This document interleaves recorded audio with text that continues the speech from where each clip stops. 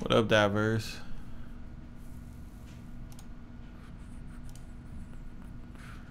Banger was good, bro. Yo, Banger, I got these the cassette drums, bro. Oh my god. Oh Lord.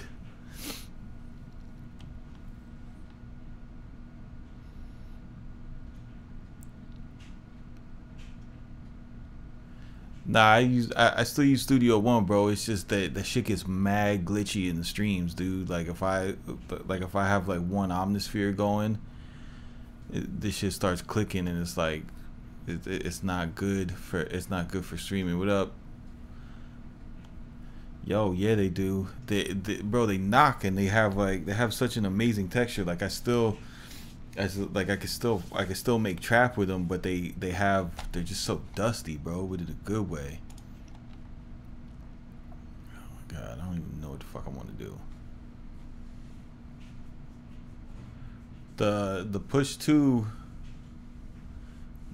compared to Machine, like I got the push 2 to replace Machine. It's better because it controls a DAW.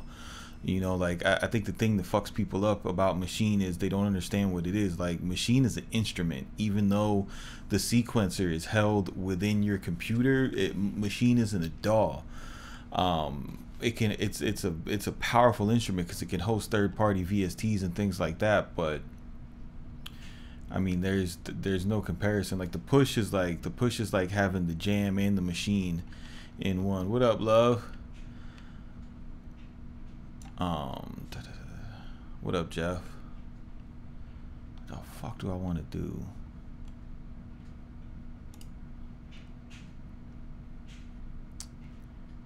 I know what I want to do. No, I don't know what I want to do.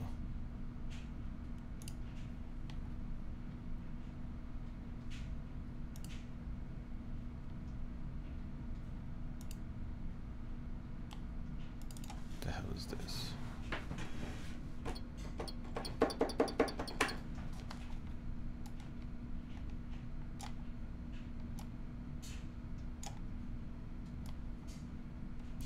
Is there a big learning curve on the push? I don't know. It depends on it depends on how good you are with controllers. You know, if you've used a couple controllers, it's really not that big of a learning curve at all.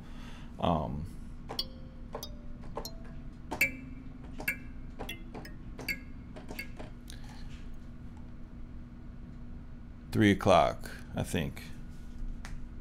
3:30, yeah.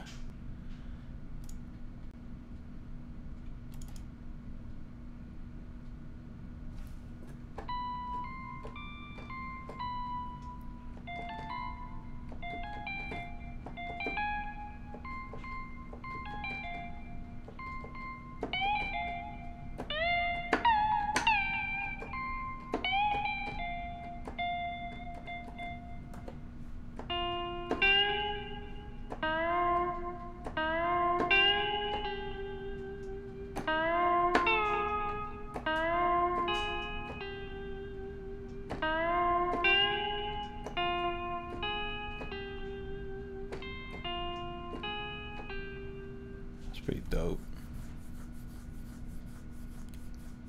Yeah, I'm live right now, bro. Is Keyscape really good? Yeah. Yeah, it's really good.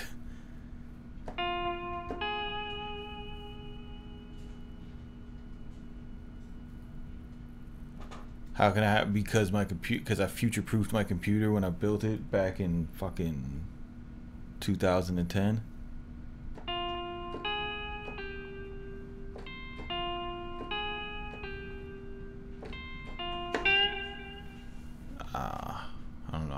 that.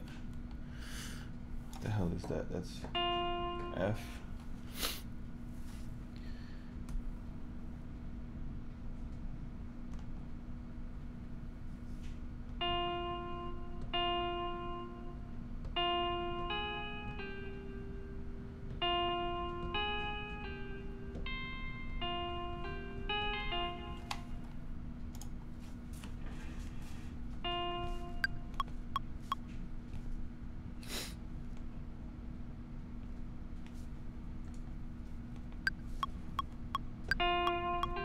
Yeah, you fucker.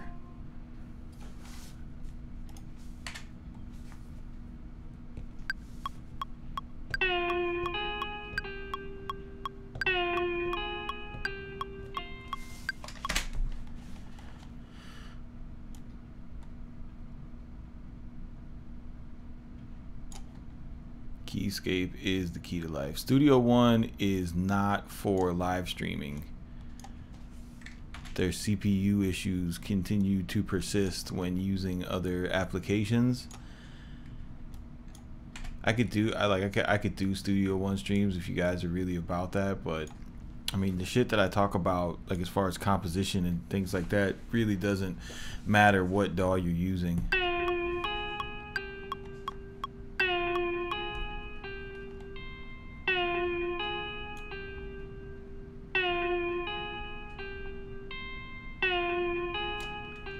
I don't know if I like that wobble.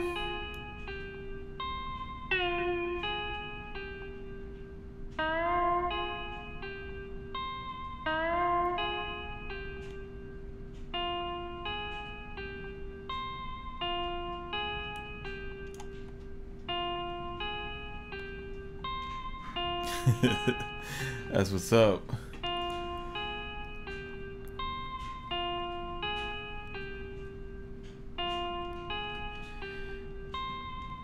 You stop purchasing. You just stop purchasing. You know. Thanks, Dave. I appreciate that, man. You stop purchasing when you start to be productive. Abu Dhabi, yeah, international. That's what's up, man. I appreciate it. The thing about, yeah, no, exactly. See, the thing about like me buying shit, I like first when I started in music, you know, I would buy the things that I could afford to make music, and that kind of fucked me up because you know, I wasn't buying the biggest and the baddest off rip, so I was running into constraints that was stopping me from being productive, you know. And then I caught a rhythm where, you know, I could be productive. So like once I could be productive, I kind of stopped buying things. And then, you know, the technology hit a point like with Studio One, it was crazy. Like with Studio One 2.6, like I was good. Like I thought I'd never gonna need another DAW. And Studio One 3 came out, you know, and I had the site and everything, so everybody wanted to learn Studio One 3, so I bought it, you know. And then the CPU issues hit, and I still really love it for mixing, but for making beats, it's just you know, I still use it, I still freak it, but it's just some things that I could do without.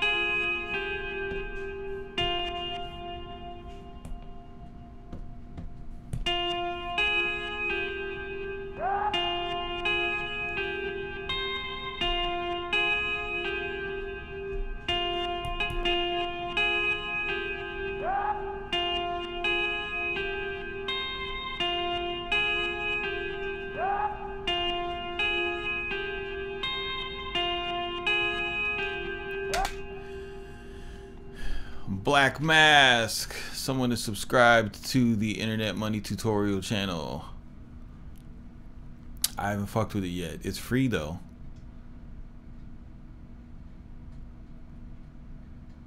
Contact is still the shit. Yeah, Contact is a boss sampler, but it's like it's one of those things that it's kind of convoluted if you're not used to using like real hardware rack samplers.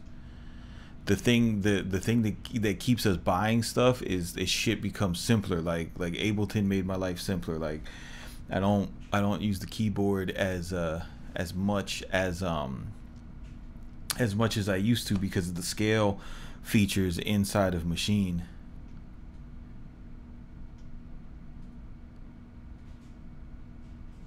What is the learning curve for live generally? It depends. It depends on if you're a linear or a vertical thinker. If you're a vertical thinker, the learning curve is very very smooth. If you're a linear thinker, you're gonna have to rearrange your brain a little bit.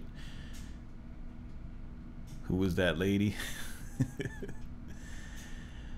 Those Vox stabs.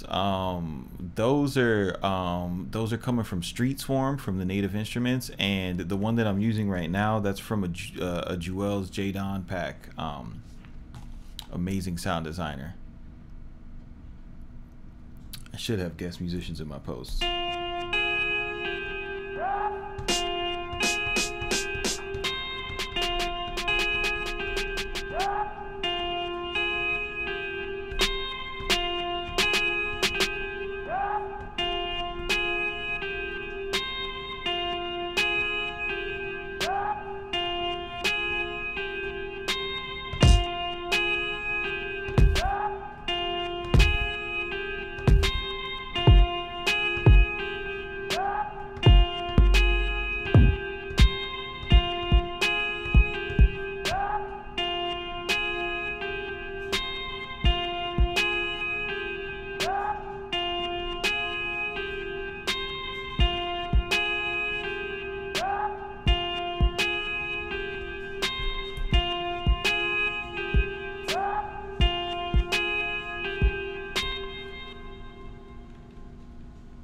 See what happens if I slow this down to 150.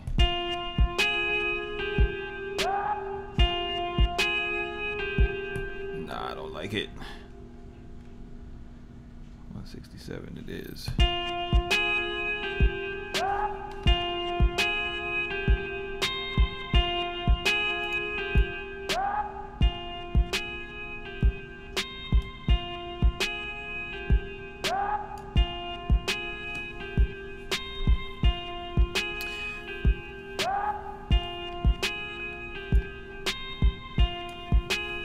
Yo, you guys seen this yet? This, I don't know if I'll get to it in this video, but this plugin right here, boy. This is, go get this. It's free right now. Well, it's not free, but you could download like a 15-day free trial. If you've never mixed with a reference track, just go get this. Watch the video on their site and level up your mixes. It's from masteringthemix.com. It's called Reference. This shit is fucking really good. No, I haven't seen the dude playing the clavinet. What's up with that?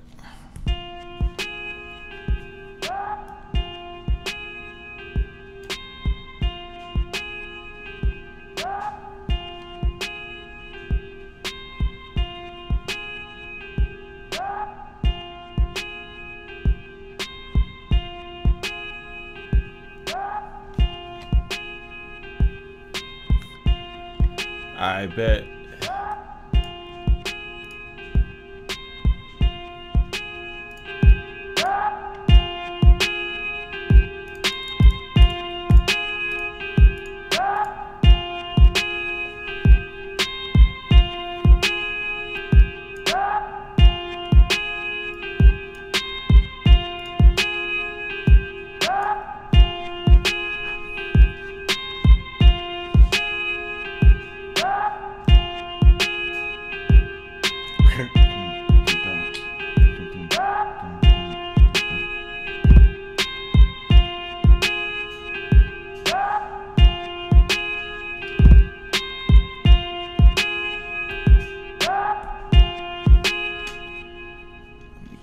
808 love right here. Right churn. What am I doing? Where you at, Sound Oracle? Yo, you guys, if you guys haven't bought a Sound Oracle kit, like, I don't know, bro. I don't know what you're doing with your life.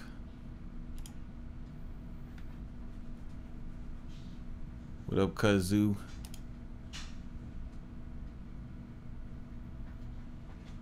Wait for it, Johnny.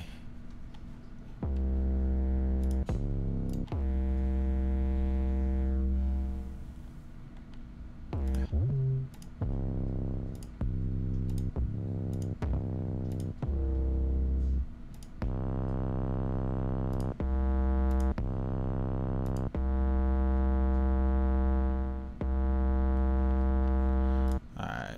Thanks, Cam.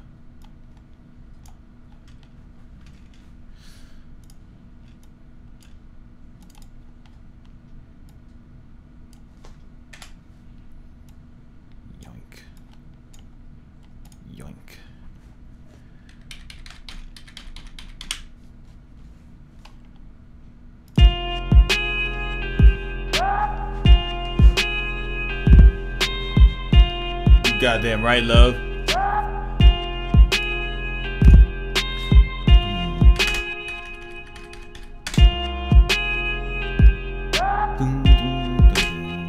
Alright, here we go, here we go. Get that in there. Turn this shit off, turn this shit off, turn that shit off. Give me some glide.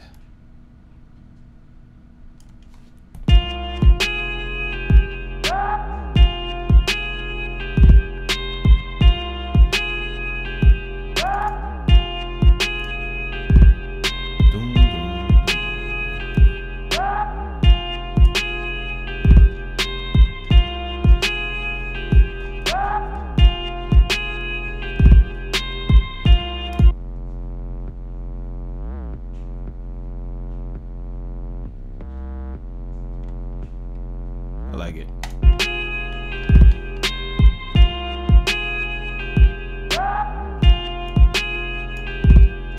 Do I like it?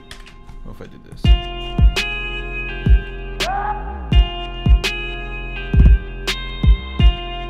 Yeah, I like that better. Drills on the snares with the pitch changes. It's coming. It's coming. Relax your mind. Yo, so crazy thing, right? These 808s that have a lot of that top end. Show you guys something. So I was using that reference plugin, and I was referencing Future's Zoom because Illmind did the instruments to that. Sizzle from 808 Mafia did the drums and the 808.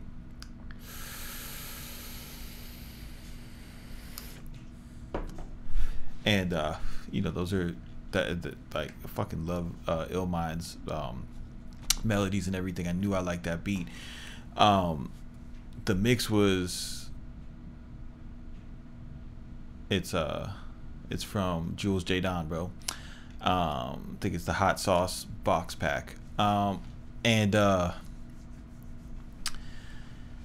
So I use that as a reference because those are the two sounds that I like. And I noticed with these 808s that have a lot of the upper harmonic content,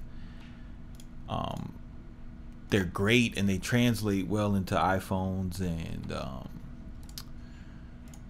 you know, just shitty speakers all across the spectrum. But I was noticing that my that the low end was kind of lacking, even though you pull it up on the spectrum, and you know, you're still, you know, you're seeing massive low end on this.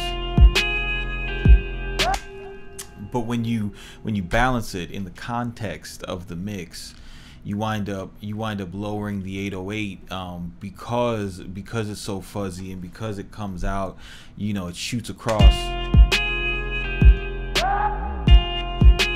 I mean, look at the amplitude from, you know, from 500 all the way up to almost 10K. Like you've got a lot of information there, so it's competing in those frequency ranges. You wind up turning the 808 down to compensate. And so what I wound up doing to get the shit to sound right was using this slate EQ. And hitting it just like belling this low frequency shelf, you know, and blasting from 200 up, you know, another 10 dB just to get that monster sub back. I'll show you the difference.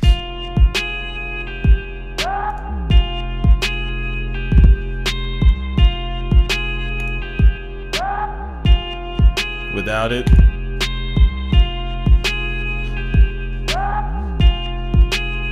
and you hear like I'm still not losing my kick. My kick is still in there. The bass is just screaming, which is what I was missing from that. And you know, the whole point of that is using a reference track can really help you out gauging those relationships. And also to not be afraid to, you know, sometimes do some really extreme EQing, man, because that's something that I would have never have done, was go in, you know, like a 10 dB boost, you know.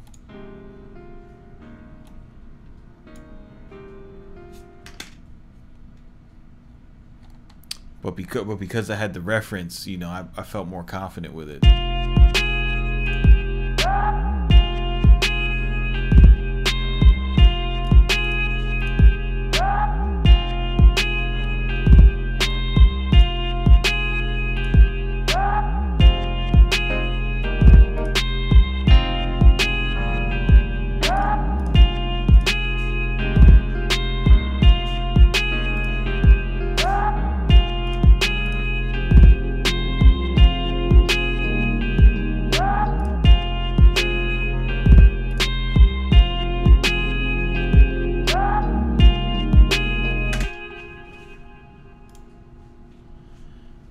This guy.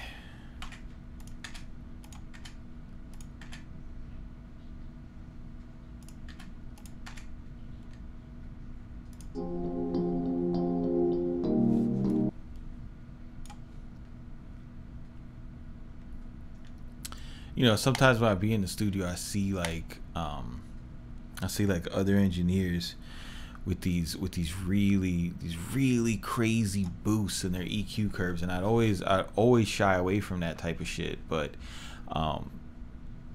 you know, I'm starting to understand that now, especially when you're dealing with samples and you're dealing with, you know, other people's decisions. You know, you might create a sample pack in a controlled environment, and it might sound, you know, one way where it's when it's not, you know, butted up against other sounds, and then when you add that to a real life scenario, the way that the frequencies mesh might need, you know, it might need some form of EQ, some form of extreme EQ, I should say.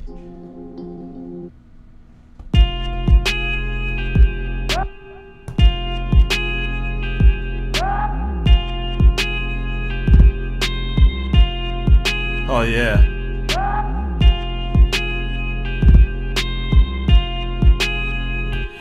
See, just that little bit of texture and that pulse adds to the rhythm.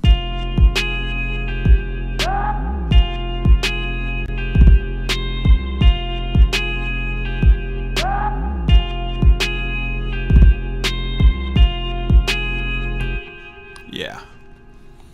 Even after big studios, are you having CPU issues? That was a long list of fixes. Yeah, no. Shut up, love. Yeah, still having CPU issues. What I'm not having issues with is, bro, you know what it seems like they fixed? They fixed the CPU meter. So they made it so that the CPU meter doesn't It's fucked up because they made it so that the CPU meter doesn't reflect what's going on with the other programs outside the DAW.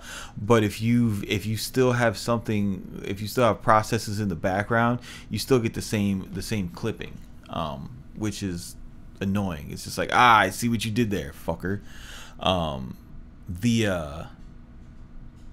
You know, it's still great for like when I'm working with a musician, creating sample packs and stuff like that for you guys next year.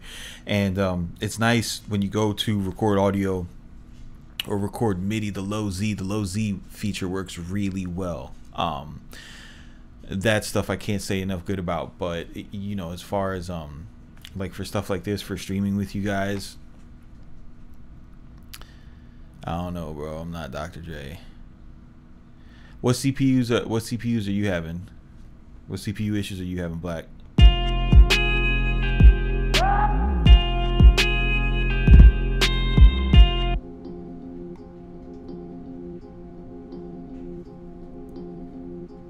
I'll show you guys a little trick.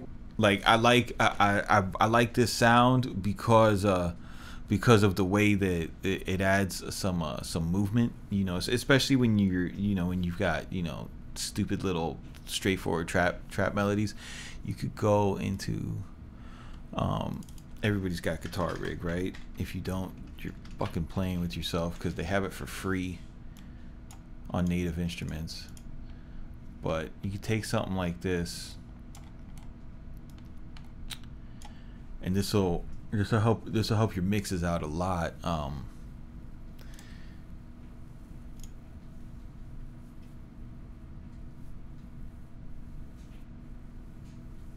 No, yeah, dude, like Studio One, as far as handling audio, is still fucking boss, bro. You take like a tremolo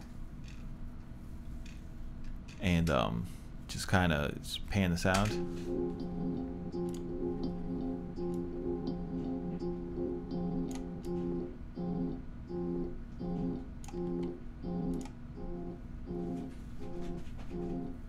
Let's see what that sounds like in context.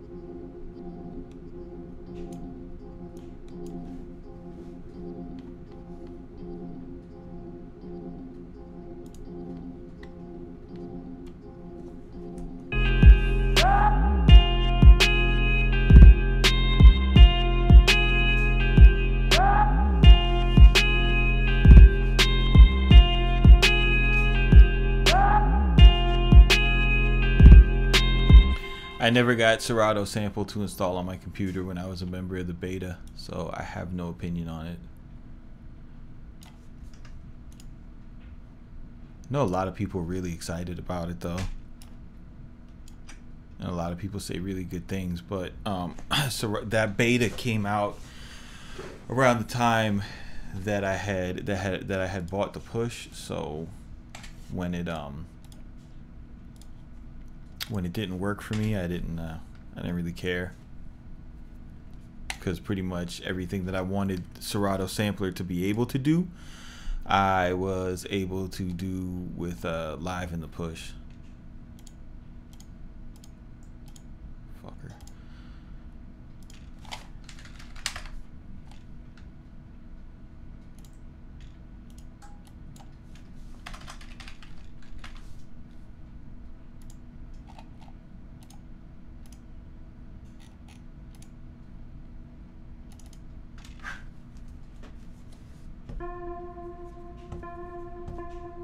Oh, this is my favorite sound right now. I don't know why I like the sound so much. This sound just creeps into every beat.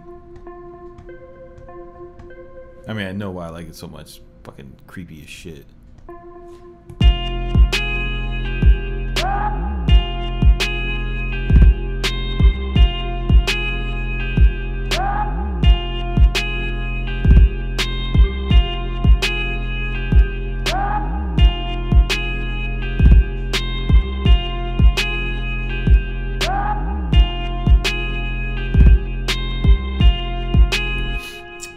That makes it sound a little emotional. I like it.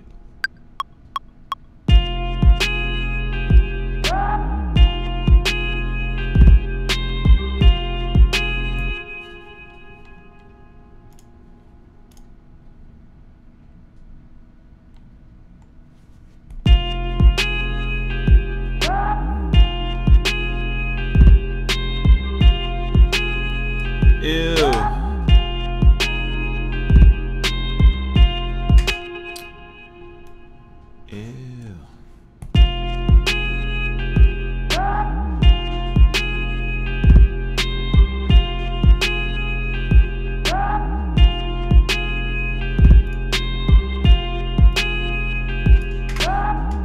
Yeah, I actually discovered that sound working with an R&B artist who was like obsessed with black sound. It is funny that you say that, Solid.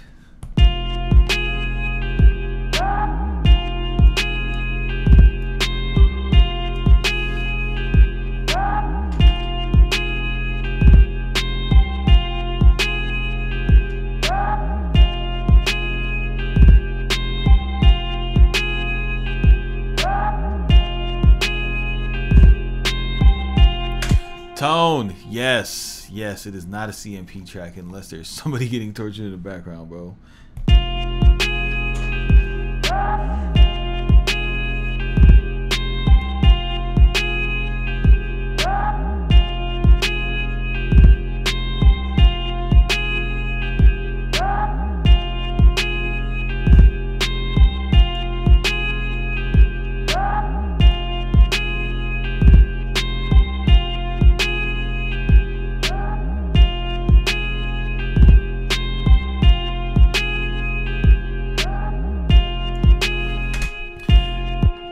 All right, so I'm gonna show you guys. I'm gonna show you guys the sauce, so you can understand what is going on in my life right now.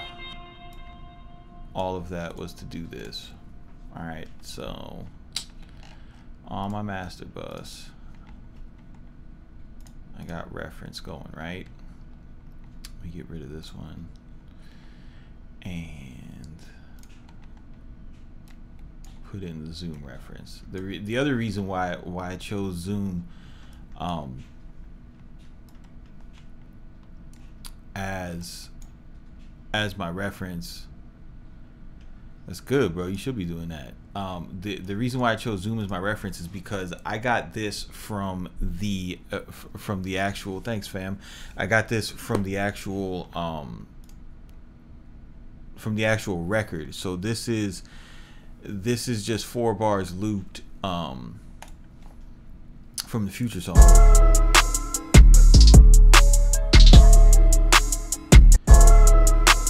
And the reason why that's important is because this, okay, so if you just take an instrumental and reference your instrumental to it, that's a beat that was mixed to be an instrumental. If you take an actual song and there's a break in the song where there's no words going on, that beat was mixed around someone's voice, right? So if you can match the frequency balance in an industry song that was mixed around someone's voice, when you go and upload your beat that you've mixed to this similar reference, you're gonna have a frequency profile that lends itself to a rapper being able to get on it and sound good on your beat. And if rappers are buying beats from other producers where they make their fucking ARP the loudest thing on the beat, they're gonna have trouble mixing themselves to sound good. But if you'll have the advantage because you'll already know how to mix something where there's space for the vocalist, which is important. All right, so I'm gonna go back to my track real quick. The important thing to do is when you're using this plugin is you are like me, Randall, you crazy.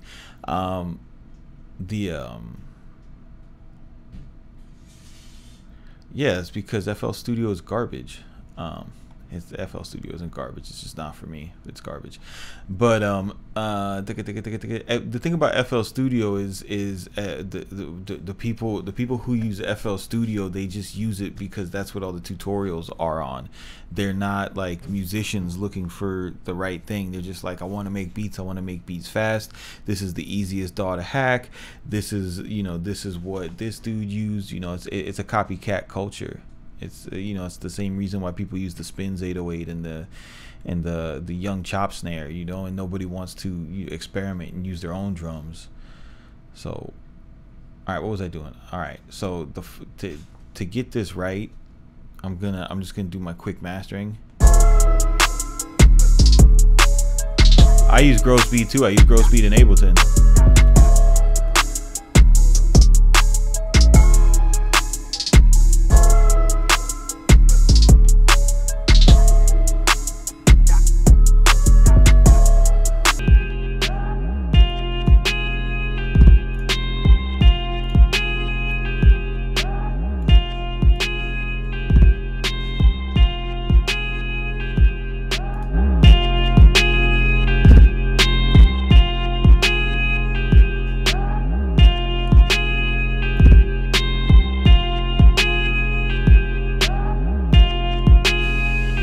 Bro, this limiter is the fucking best limiter of all time. You see how when it's up here, you hear the distortion on the kick?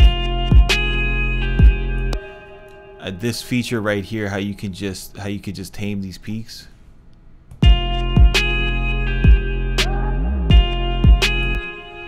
Yeah, dude, Time Shaper is a game changer. I love that plugin. All right, so now that I've got this like mastered and slammed, now I've got this nice and slammed and everything, I can go back to my master channel, right? Go to reference, and I'm gonna hit this button right here. And what this does is this level matches the two references, which is the main reason why I like this plugin, because it level matches for you. Everything else that I'm about to do in this plugin, you can do with a multi-band compressor. I thought about getting that Secret Sauce kit, but it's $50, bro. Like, the most that I'll spend on a drum kit right now is $35, because I don't think there's anything better than Sound Oracle. And I'm not sure that having Alchemist's old drums is gonna do anything for me, but when that thing goes on sale, I'm definitely buying it. I'm just not paying $50 for it. All right, now see what this is telling me. These are the three bands, right? So this is 0 to 200, 200 to 2K, and then 2K to 20K. What this is telling me is that my you know, everything from 0 to 200K is, yeah, look him up, bro. He was Timberland's sound designer when him and Danger were working together, doing all those the Britney Spears records and the fucking Justin Timberlake records in like 2006 when they owned the mainstream. You use his kits and pretty much like you have Timberland sound designer making your kits. Like it's bananas. He didn't blow up really quick because his graphics on his first few kits were boo-boo, but if you listen to the quality of the sound, it's amazing. So this is telling me that like my from 0 to 200K in reference to the original is a little low, and then it's telling me that, you know, my mid band and my high band is higher than the original. I mean, than the reference, right? Yeah, Sound Oracle, bro. Fucking Google that shit, dude. Every drum that I have in this kit right now is from Sound Oracle. Shit, I didn't put no hi-hats on this. Hold up.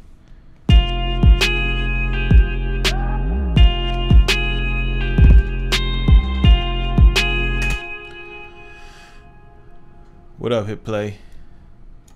Let me get. See what's up with my boy Jewels. No, no, no. Sound Oracle is the Oracle of Sound, bro. That dude is. I am not worthy. That dude is something else.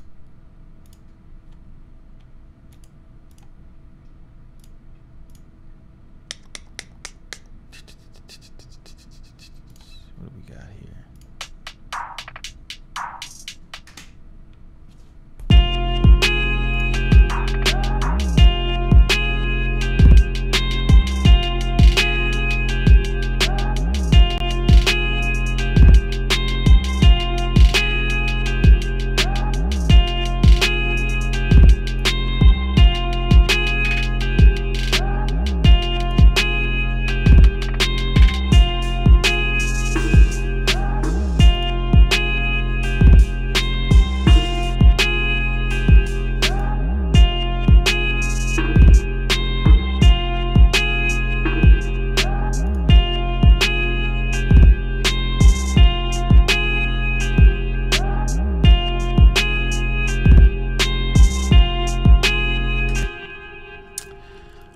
Let's do some layers. So I'll take this dude, right?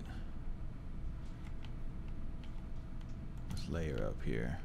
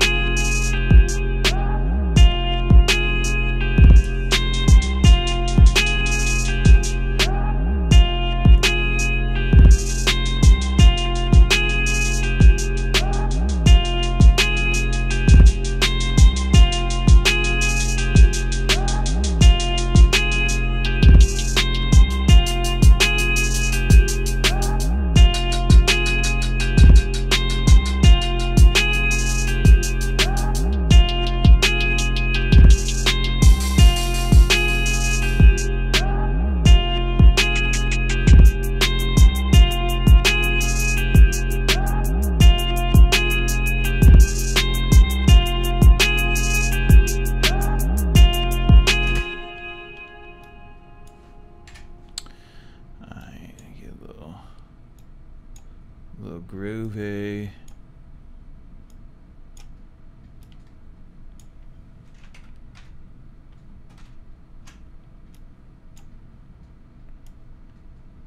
Right.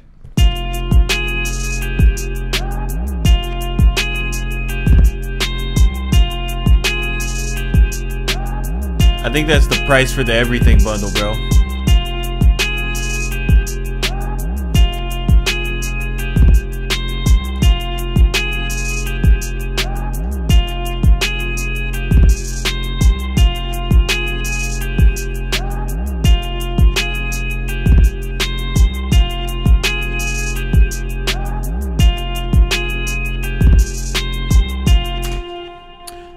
Dope. So now, all right, now that I got hi-hats, because hi-hats they're a big part of that high band, right? So let's go back into reference. I hope you guys appreciate this. This is serious fucking game I'm about to show you guys.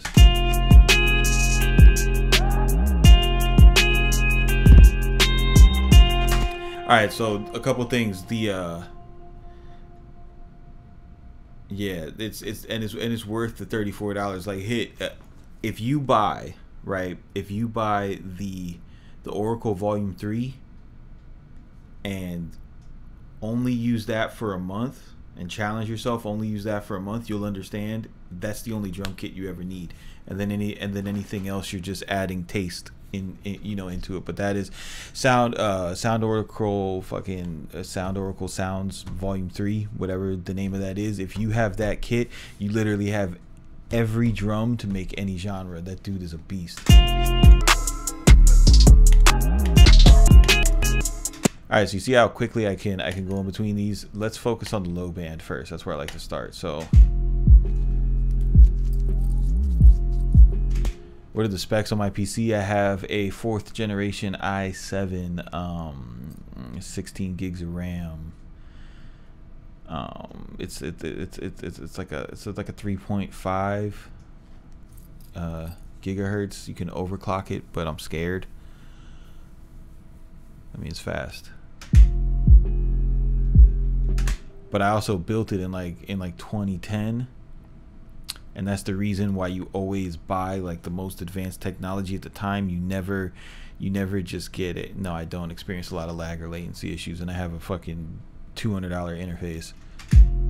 But like I'm trying to tell you, when you buy a computer, you buy the biggest, baddest, the fastest that you can possibly get. Otherwise, you're gonna get lag and latency issues.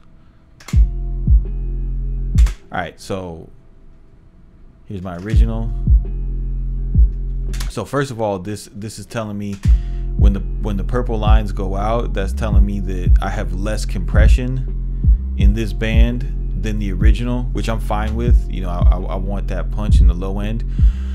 It's also telling me that it's, you know, that much. It's like this looks like 2 dB lower than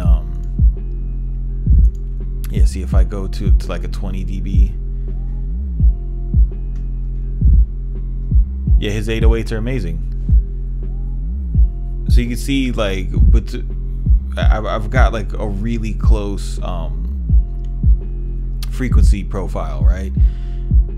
And I'm just gonna listen back and forth between the two and see if yeah, no problem, Sam. And see if there's something I could do to get it closer to the reference. Yeah, you can hear if you listen. If you guys got your headphones on or you listen to your monitors.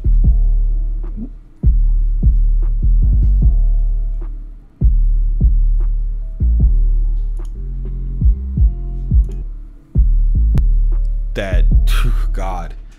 That info around just like you know, from 100 and lower is just crazy. So I'm gonna boost my 808, like I'll boost it 1 dB, see what we get.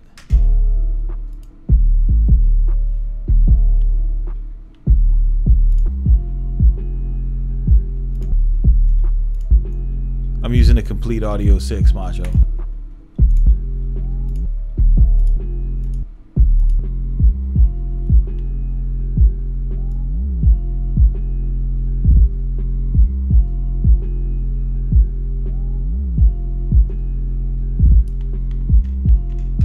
See, I wanna. It's so crazy because I've already boosted the lows in this so much, but I'm gonna do it again, man. I'm gonna do it again. Fuck it. This time I'm gonna use the. Let me use the earth, right? Just fucking go up a couple dBs.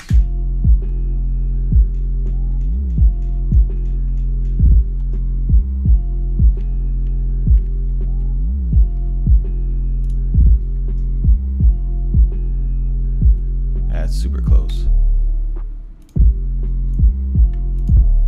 But still got so much more power.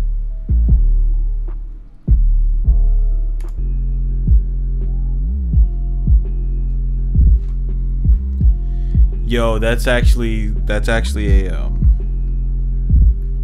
hit. That's actually solid, super solid advice.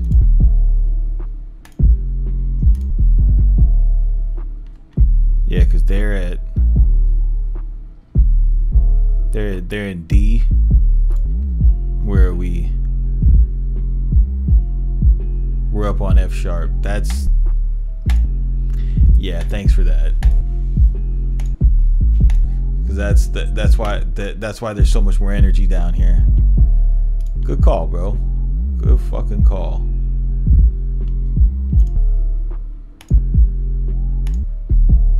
All right. So now since hit play saved me from destroying my mix, I'm going to check the middle.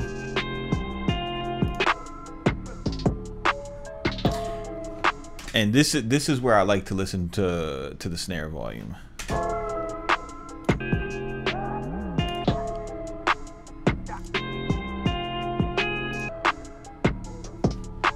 Yeah, see there, I can definitely use a little bit more love in this snare.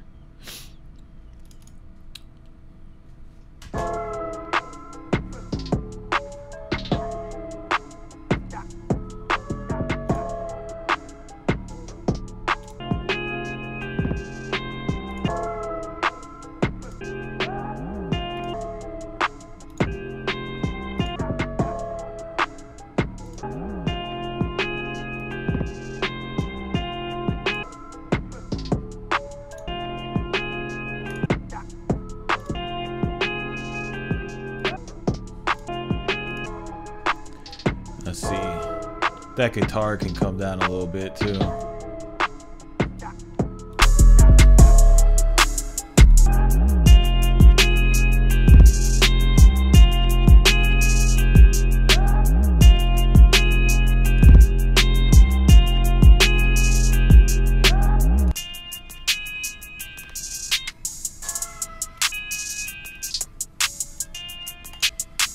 I like the up against the high. So now we listen to them both.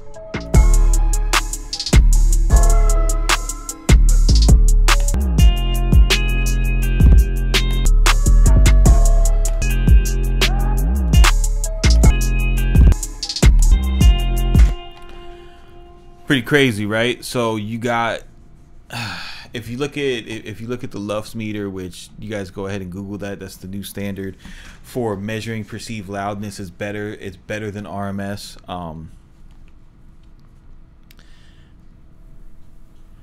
Is it a single makers pack? And dude, I knew that shit sounded familiar, bro. I knew that shit sounded familiar as fuck. I thought Illmind worked on that because I seen him. I seen him talking about how he sent him music.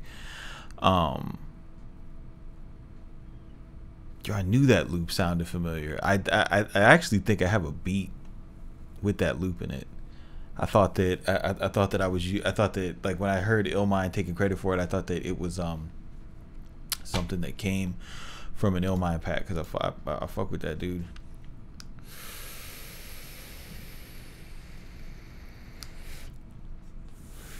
I found out about the Sound Oracle through busyworksbeats.com. Game had an interview with him. So yeah, so now when you go back and forth between these two,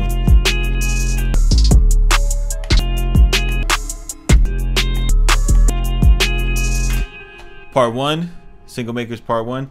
But yeah, you hear like now the frequency, the frequency balance, the compression, everything is the perceived loudness, everything is very similar, and this is this is what you want out of your mix.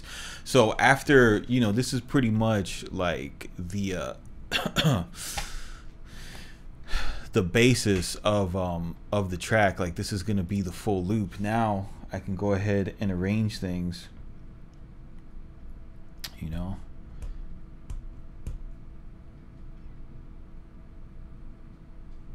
Let's see here.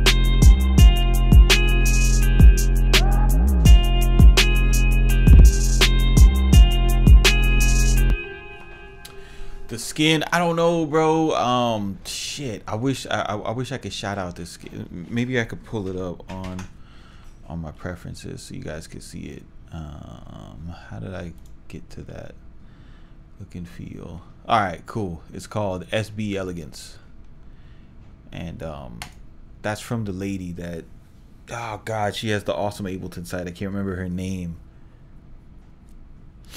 Let me see here. Let me just hold up, hit. I'm gonna answer your question. I just want to record this little arrangement real quick.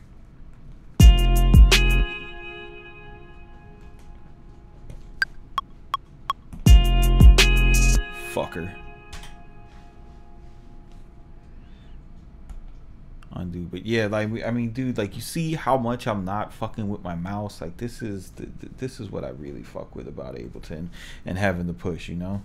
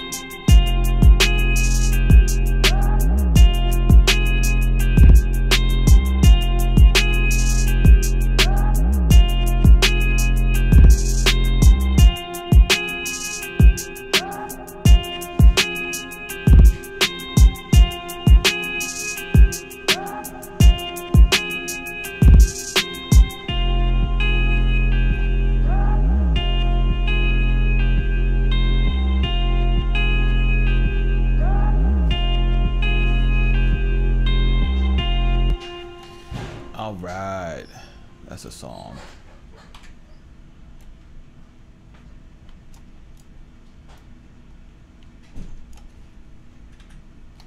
Get out of my life.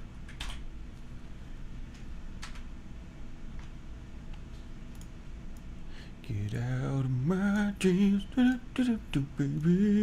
Get into my car. Get into my car. Yo. Yeah, I just did it. Did you see me do it? I just did that shit.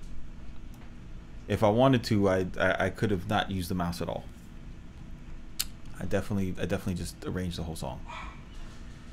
And like from this step, because I'm so used to working in Studio One and doing everything linear style, like this is where I add like different dropouts and snare rolls and shit like that. But if I wanted to, I could do it all within the patterns.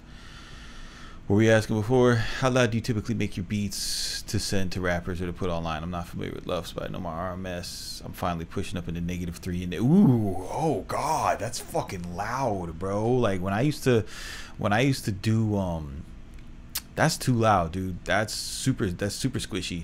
When I used to use RMS, I was going up into -9 average and then -6 on my peaks.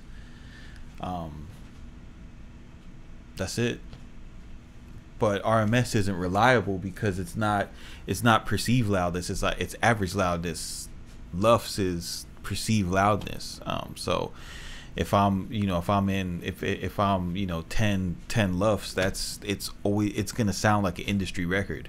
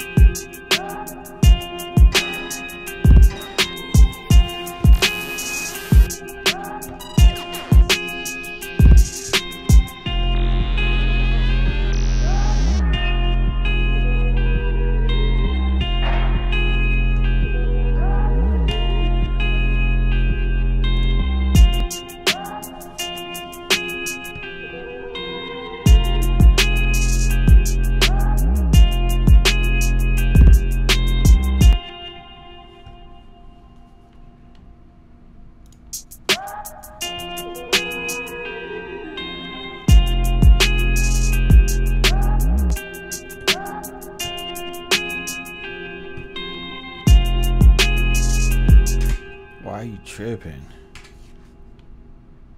Oh. You're playing with me now.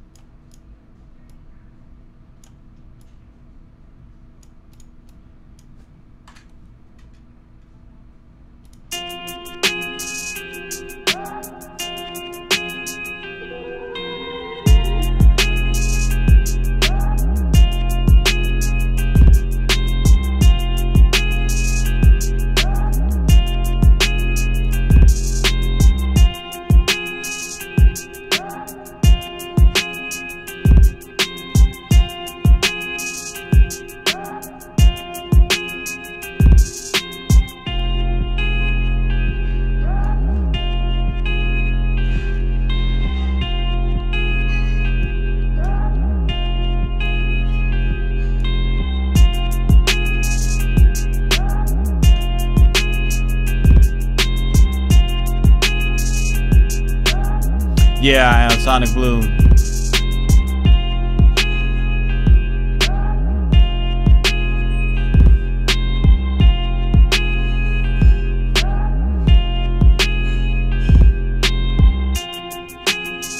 Thanks, Mike.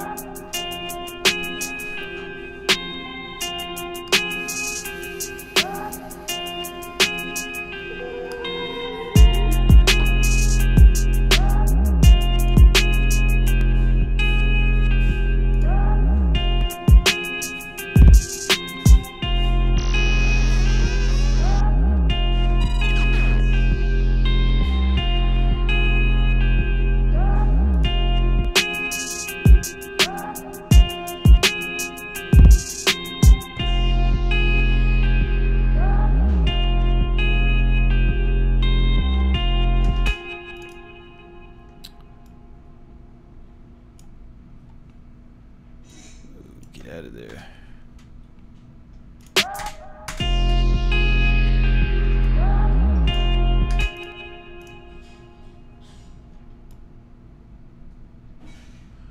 Dun, dun, dun, dun, dun, dun.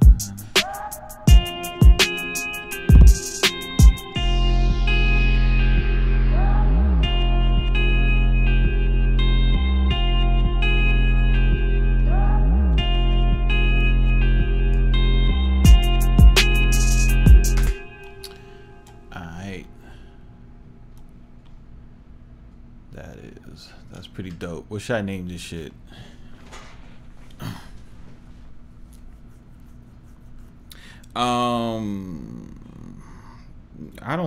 I mean, dude, are they selling? Are your beats selling hit? If your beats are selling, you don't have to change anything, you know? And typically, like I know from past experience, like when I used to get beats off of like SoundCloud and shit like that, and I would take it to the studio. You know, like the only person who would give a shit is the engineer. But engineers, like when you go to the studio, they don't care about rappers anyway, dude. Like they turn the beat down, they record your vocals on it, they put a new limiter on it, and the rapper thinks it's dope, and they go and perform it in front of all the other rappers in the city. And you know, as soon as they're done rapping, all their friends leave from the show. Like it's the same culture everywhere. So I wouldn't go ahead and sweat it that much. Hit, but in the future, you know, if you're trying to, you know, do the best that you can for the artist that you work with, I would definitely consider not having such a high RMS for your tracks. All right, so Second Son, I don't think that's what he wants the name to be. I think he's responding to something that I'm saying, but I'm gonna go ahead and save it as facts. Yeah, but Second Son, you know, yeah, physically meeting rappers and selling beats is the way. Absolutely, that is the way to get business done.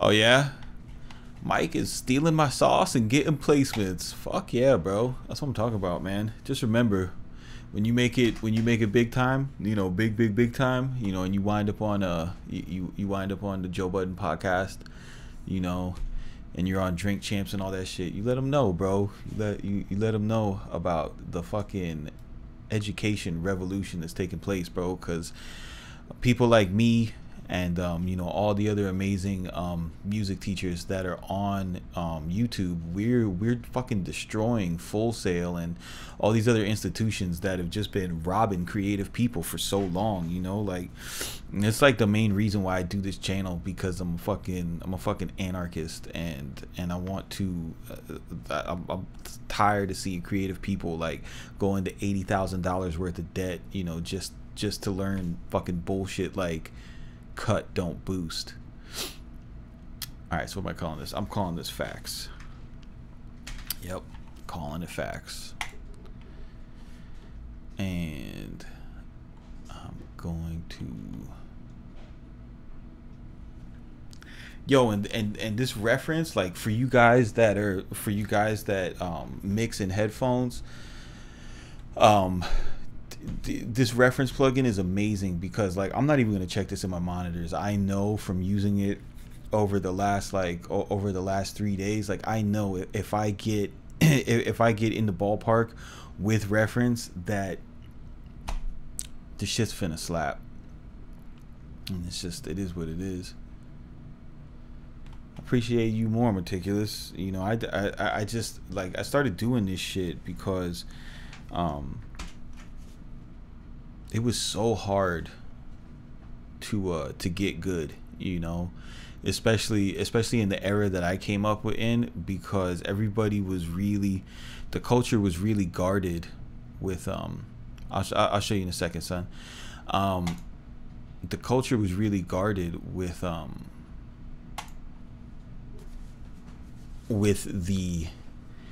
the knowledge, you know, like, people wouldn't take time and teach you, like you could have a Triton, you know what I mean, but nobody was going to show you the dark R&B patch, the dark R&B bass patch, you know, with the distortion on it, and, you know, and how to get your bass to really cut through and rumble and things like that. People weren't showing people about, you know, stacking tambourine hits on top of their snare to make your drums cut through the mix more. I'm gonna show you in a second when the track is done bouncing. The name of the plugin, I'll show you guys.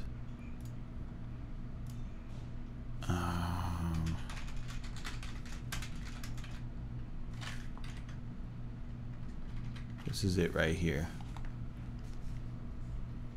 You go to masteringthemix.com, and the plugin is called Reference. Just read this. I know you guys fucking hate reading, but it's important. You say the words out loud and you remember them, and it makes you smarter. And just watch this video, and your mixes are going to improve, like, right away. The thing about it is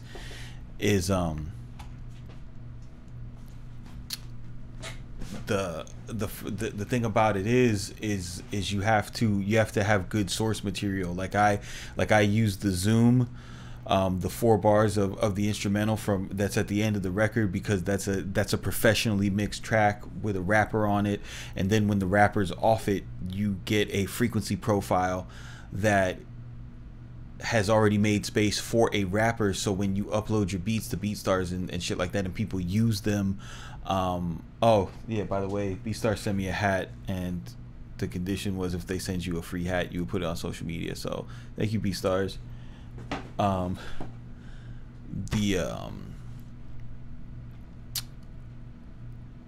yeah, that's how that goes. But Second Son, you know why the scene is like that, bro. It's because like, the venues that people are performing at suck, you know, like, the sound sucks. So I remember I went to what did I go see? I went to go see Yeezus. And yeah, no, that's exactly what it is, Mike. Like you like I'll show you guys anything, but I'll still fucking beast on all of you, you know, because that's your confidence as a producer, you know. That's the beautiful thing, is you want to grow a field of talented people so that it pushes you to expand your own creativity. But what I was saying about like the shows is, if you know, you're in these scenes and you go to these shows where you really can't hear the words, right? And people's this book right here, it has nothing to do with music production, but all you guys should read this book.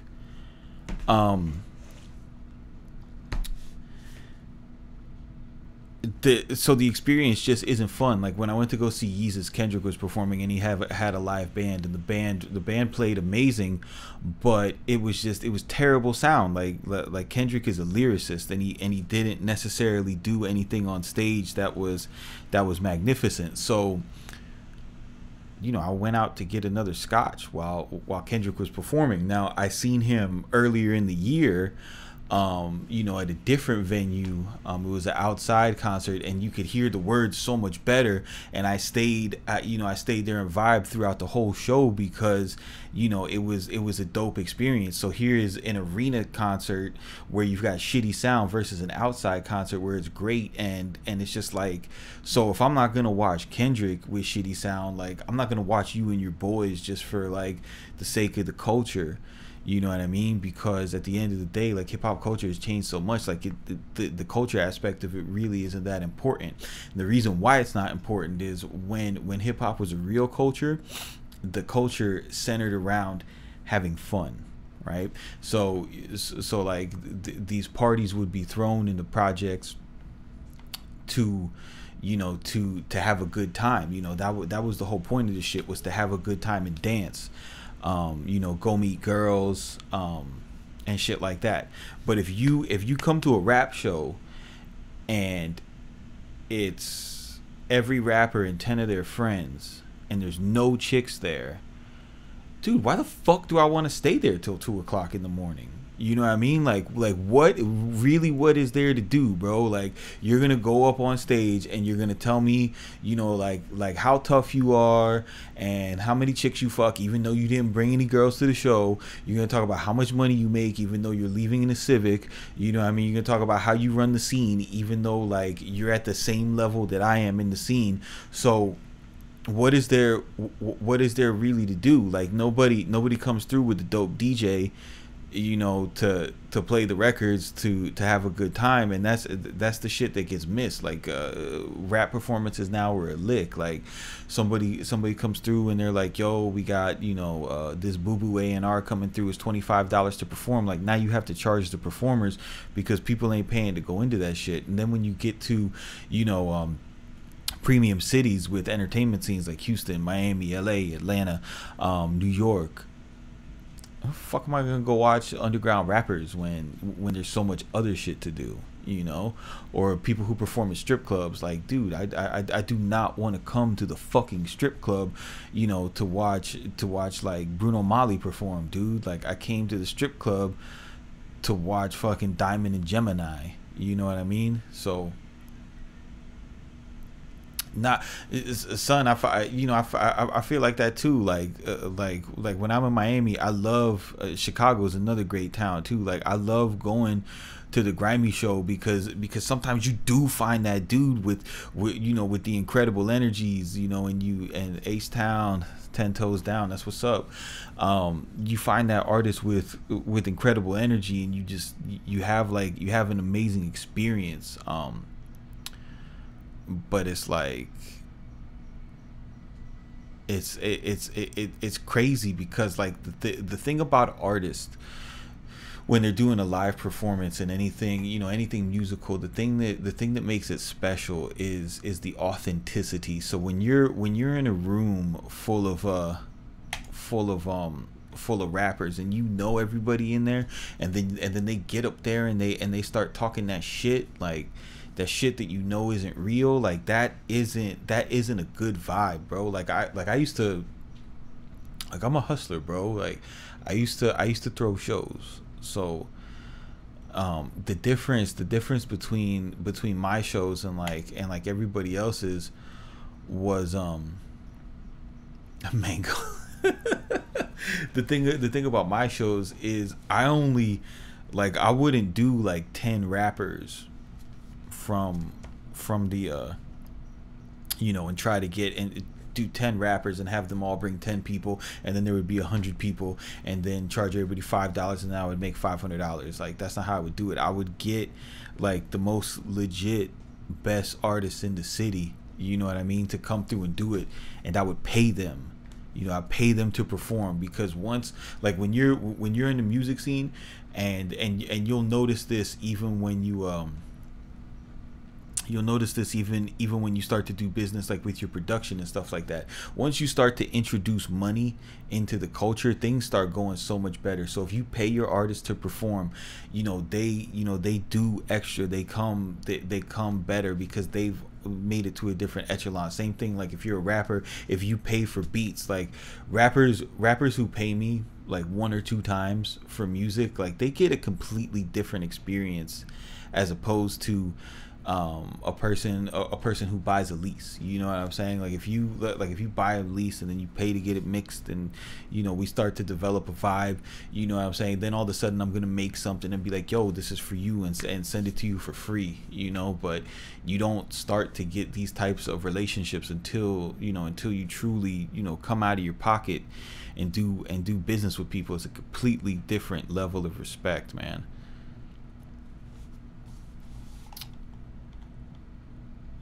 But yeah, dude, shit's crazy.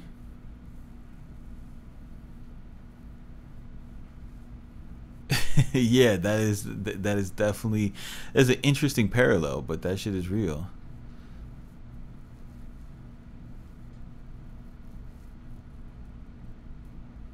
That pay to perform shit, dude. Do not even get me started on that shit, bro. Like that pay to perform shit is so ridiculous, dude. Like you're an idiot if you pay to perform, bro. Because here's the thing. Unless you are a generational talent, you know what I'm saying? Unless you are Kanye, you know what I'm saying, Jeezy, Tip, you know what I'm saying, like, unless you are Outcast, unless you're like XX Tentacion, like, unless you're like one of those generational performers where your performance is so fucking magical, like, it doesn't matter that you go before Jeezy, bro. Like, it doesn't matter that you open for this. Like, I always find it fucking hilarious when you look at a rapper's bio and they're like, such and such has shared the stage with Bun B and Black China and fucking like all these rappers, and it's just like, oh, you open for all of those people and we still haven't fucking heard from you.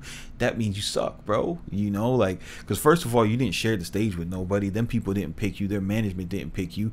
I know how you got on. You got on through begging the promoter, and the promoter beat you in the head for $500 because he sold you on the fact that this is a good business opportunity, because you're gonna go on what, 2.5 hours before anybody shows up. I don't know about you, but when I go to a concert, I don't show up 2.5 hours early. I show up an hour late so I don't have to sit with the lights on.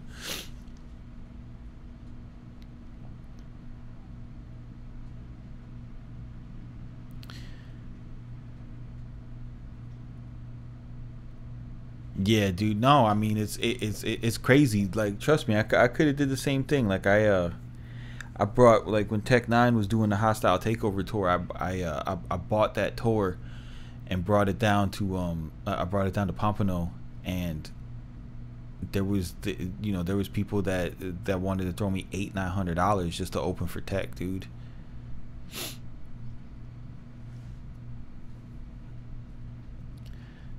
Yo, paying $300 to $500 for what, bro? Like, it's so crazy, dude. Like, it's so crazy, because you know what it is, guys. You know what it is. It's this fucking learn music theory, Leonard. Learn music theory, and you won't have to fuck with writer's block. Like, learn the numbers. It's just where society has like what society has turned into, bro. Like society now is all about gratification. Like I was talking about this with the rant I did on Buddy on French Montana not knowing the producer's name, which was fucking hilarious because the producer came out and said like, yeah, you know, that's the way the game works right now. Like I really don't care. And there was so many young producers that were just like, no, he should know his name. He should know his name. And it's not because of respect or anything. It's because like, oh, people are so soft right now, bro. Like people want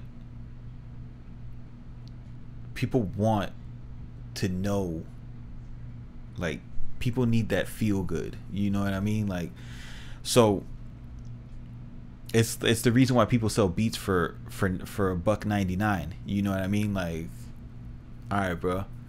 Like people sell beats for $1.99 because they want to make a sale, right? It's the same reason why fucking hoes on Instagram pose with their ass out, because they want to get a like because they have extremely low self-esteem and they need to feel gratified in the decision that they made to learn music production so they could say that they got a sale. It's the same thing with these people rapping, bro. Like they just want to be up on that stage so bad because they want to feel the gratification of having the mic in their hand and the sound system behind them. And it's like bro, like when you're a musician, you're not supposed to be you're not supposed to be doing that.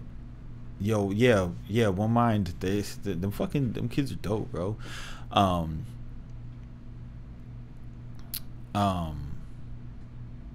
Yeah, it was I was definitely like fucking One Mind and people like that, like they get it, you know what I'm saying? Like they understand how music works and how the industry works. Like what you do when you're in the industry and when you're getting these placements and everything is you're not fucking doing it so that goddamn French Montana says your name on the fucking radio, bro. You're not doing it so that people hear your tag in the beginning of the song. You're doing it because you have a propensity to create, you know, and your propensity to create is to create greatness, you know, and to just make something that's gonna make people happy, that's gonna make the hoes dance, that's gonna make people think, you know, it's gonna put people's moods at ease and shit like that. Like that's why we're doing this, you know what I mean? And then there's like all of these whack ass fucking kids, bro. And not even kids too, just because it's not a kids thing, but there's whack ass people just in general, point blank period, who are empty, that don't have like real spirituality, that just like do it because they just want other people to acknowledge them because they're fucking empty inside, bro. And them people aren't real creators anyway, you know. But that's enough of my fuck shit, man. So yeah, dude, Mike, thanks for checking in, bro.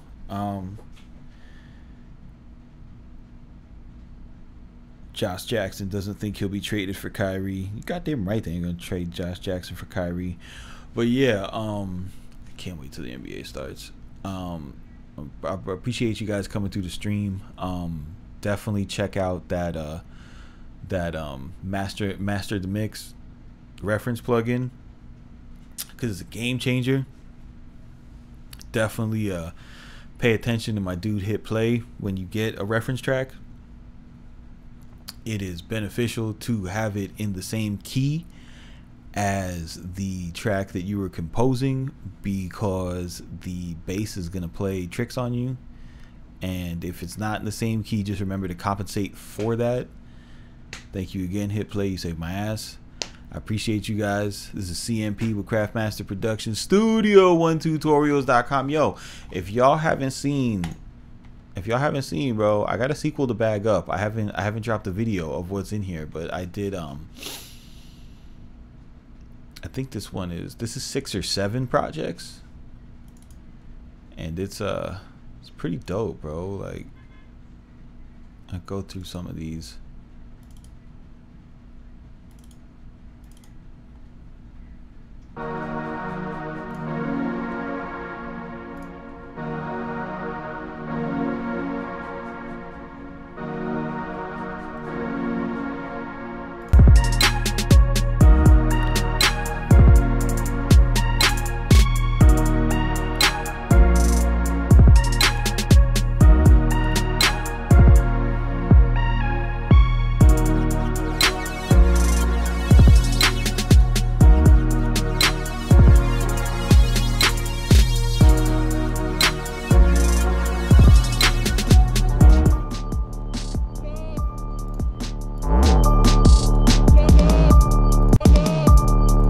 But yeah, I did like, what is this? This is six tracks. 1, 2, 3, 4, 5, 6.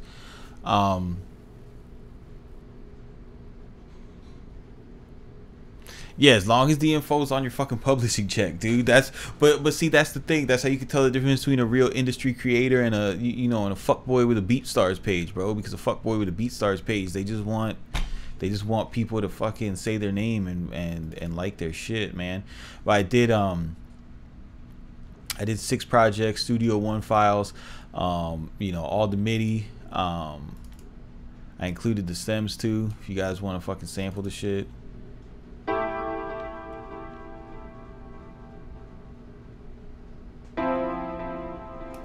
Bro, type beats, like that shit doesn't matter, dude. Like that, like type beats aren't even a thing, bro.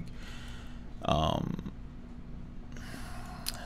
like most people who make type beats, like they don't make type beats. They just make a beat, and then they're like, yo, this artist could rap on it, so they make a type beat, and they call it a type beat. Like if you go to, if you got like if you got a YouTube channel, right? This is what I would think is corny, right? So if you go to vidIQ and you got a and you start say you, where is this shit at? You guys are fucking seeing the secret sauce right now. Whoa. So say you put in type beat 2017, right?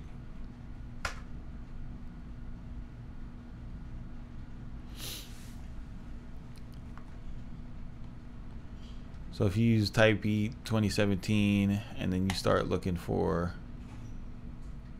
related keywords and you start to see, okay, so 21 Savage type beat has a high search score, trap instrumental, Metro Boomin type beat, Drake type beat. So if you were to do this, Young Thug type beat, if you were to do this and be like, okay, these are, I'm gonna go in and only make, you know, these type beats, then you know that's not really creating from your heart. You know what I'm saying? That's like being mathematically precise, and you're hustling at that point, which is fine, bro. You know what I mean? Like, be a hustler, be a music hustler. I don't really have nothing against that, but you're not going to be able to you're not gonna be able to bring out the best of what's inside you. You might be able to make like the dopest type beats ever, but there's more inside you that you could bring out, that you're robbing yourself of when you do that. But it's not like a bad thing. Like, it's not like you should not do it. And the thing is, the reason why people use type beats, I know, like when I used to rap and look for music, was that, you know, you need to have like a reference. So when, like on SoundClick, when that whole type beat shit started, I knew that like I wanted Wu-Tang type beats, so I wasn't gonna click on the Nelly type beat, you know. So it's just for SEO, bro. You know, it's nothing crazy. When you sign up for your website, does it teach you everything you need to know as far as production? No, it doesn't teach you everything as far as you need to know as production, but it teaches you a lot. I mean, it teaches you a lot. The music theory tab by itself will change your life. I tell you that much. I mean, it's only $15, bro. Like, spend the $15 for a month, dude, and see how it sounds, bro. Like, $15 is like you and a girl going to fucking Wendy's, dude. Like, spend the $15, man. This shit is cheap.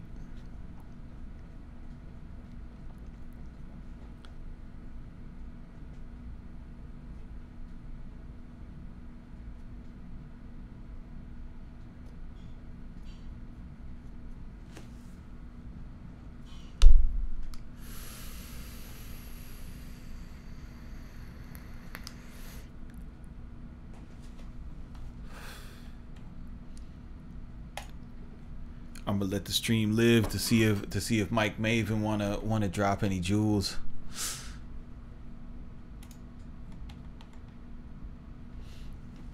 You got a real legit industry producer in the chat right now, bro.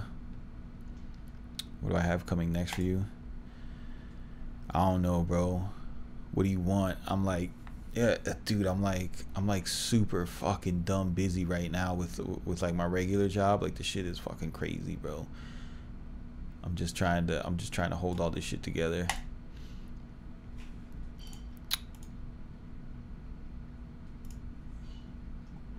I'm thinking like maybe like a Backstreet Boys tutorial, you know, like late 90s boy band type shit, you know, but with trap drums.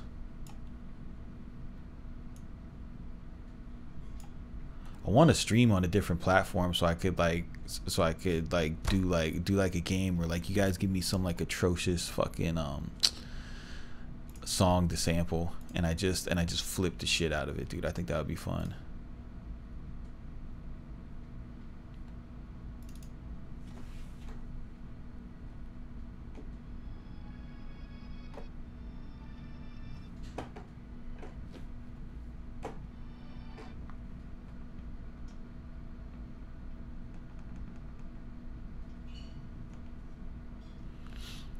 Oh, see, Mike don't want to give up the dance hall sauce, bro.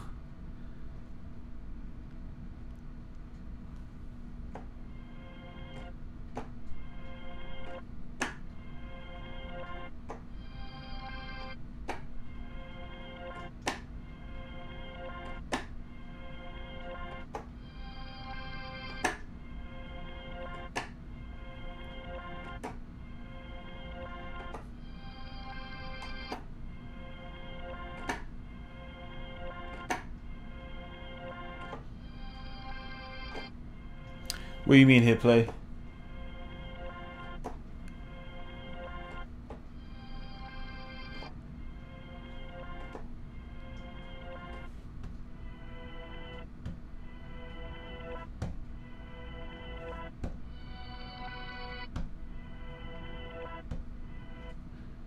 Fucking scale is this?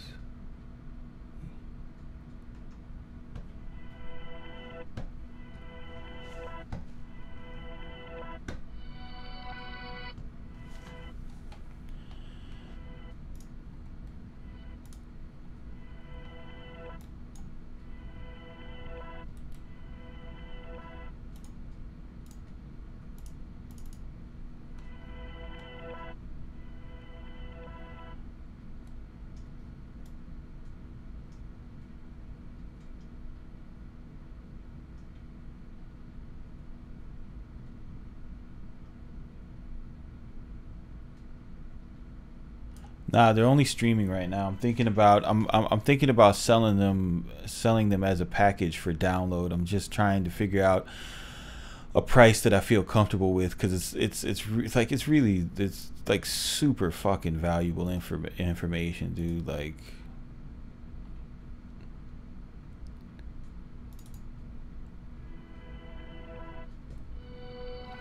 ooh.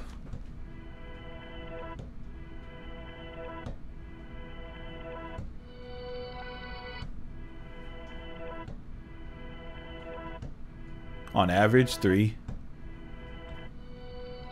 I've done this is my 5th.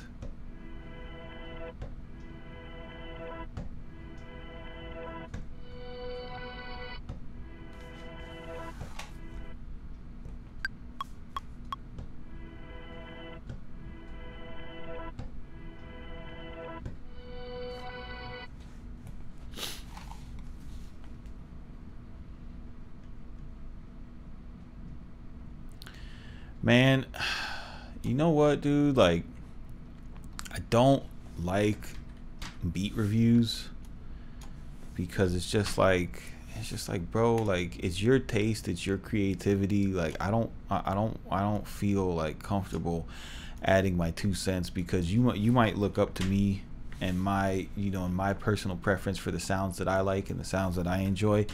And it might be like that stuff might speak completely different to your spirit than it does to mine, and it just might not connect to me, and I might fuck around and, you know, say some shit that you know, like, oh, you shouldn't be doing this, you should be doing that, and then, you know, wind up fucking you up on your journey just because your vibe doesn't connect with what I'm doing, bro. But I don't know. Email me a beat right now, bro. Real quick. Craftmaster954.com. I'll play it. Email me a beat right now.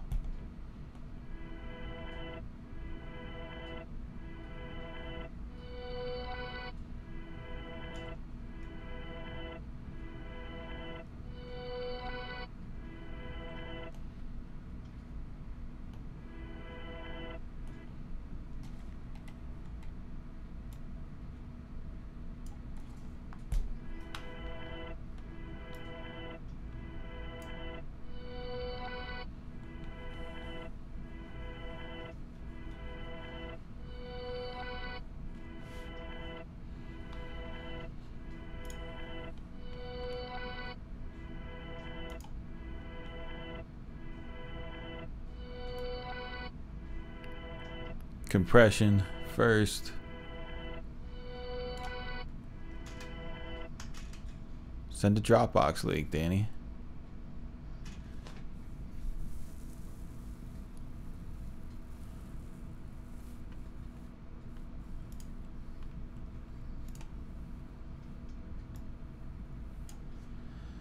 They want to know if you have any tips for dancehall.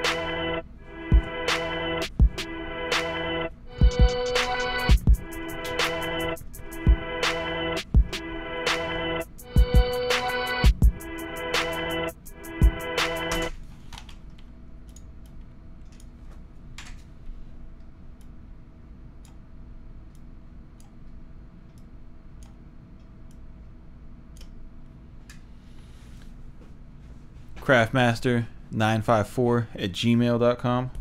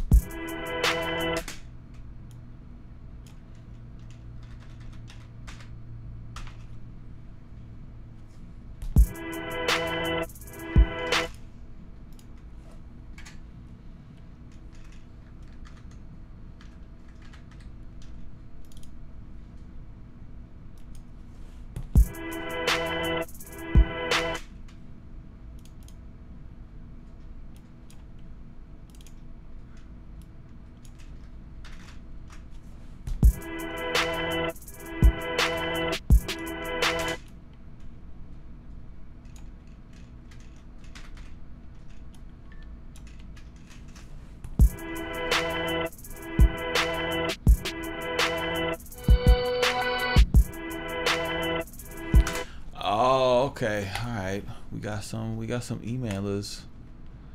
Let's see. What do we got?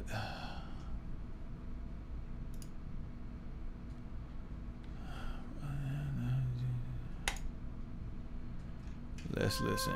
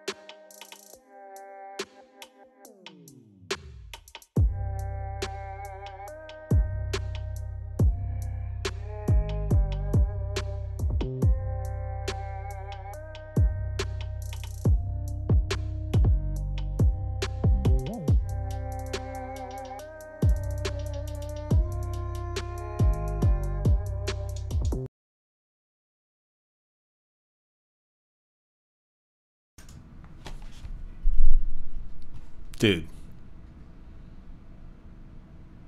Seriously? You can't tell if that's good? Really? The arrangement is on point. Like the way you switch between the different percussive parts. Seems like every pattern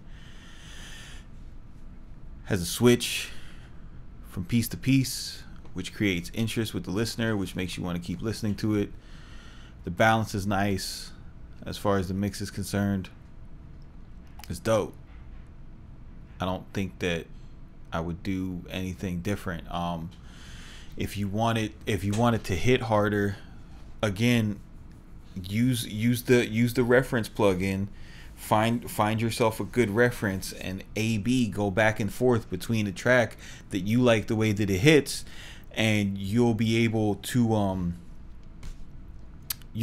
get the sound that you're looking to get out of it. But you know, as far as composition and arrangement is concerned, this is a great record.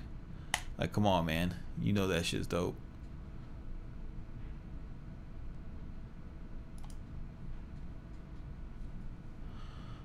Let's check this out.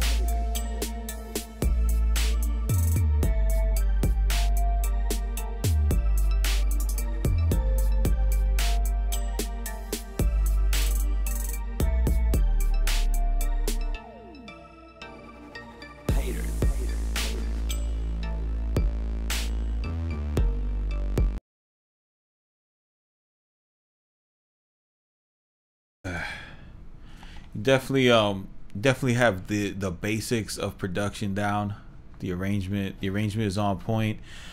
Just gotta work on the sound selection, and really, like, I can tell by the way the sounds that you pick, like, you don't really have your own voice yet, as far as how you express yourself. You got to find like the sounds that you really that really connect with you inside, and use those to express these melodies. Like this beat, like this beat works, it goes. You just need to go a little harder with the sound design, and find a combination of instruments that creates a vibe that connects with you, that makes you excited, and then just stick with that formula, and you'll develop a sound.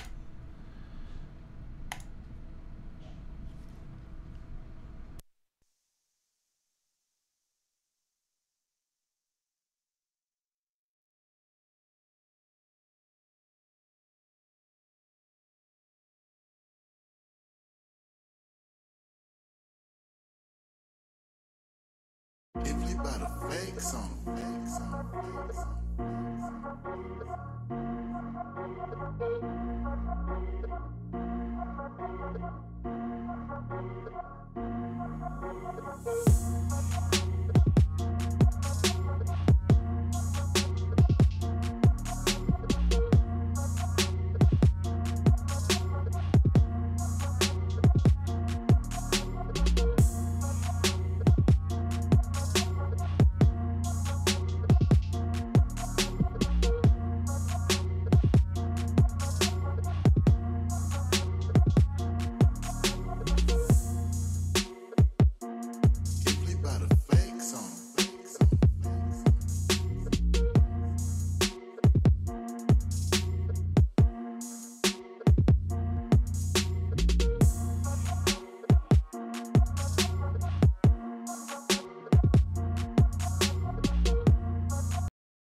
If we about a fake song, fake song, fake song.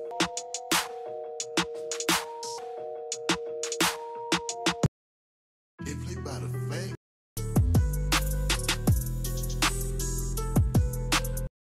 if we about a fake song.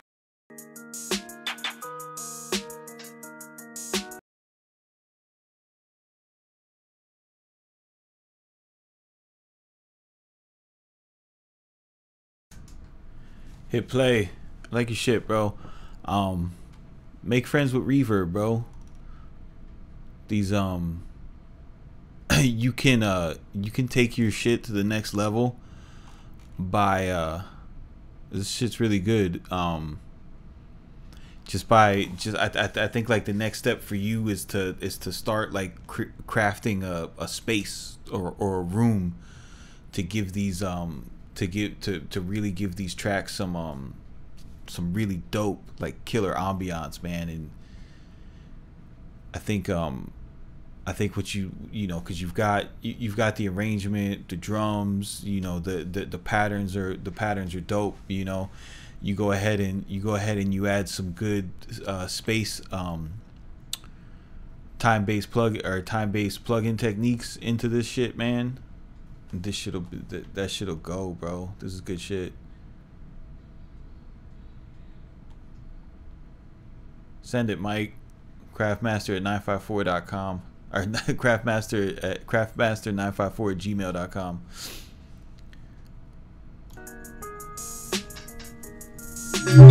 Ooh.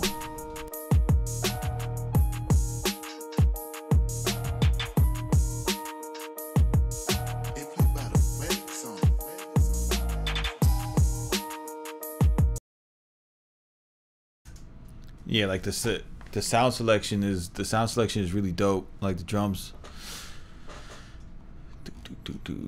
Let's see if somebody else sent something. Danny Ortiz.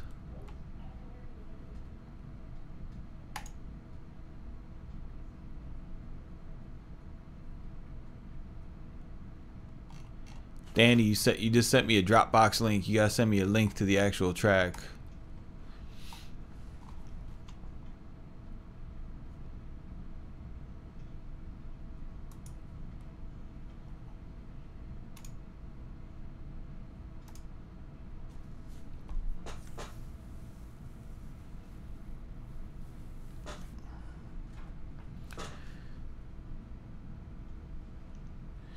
Dun, dun, dun.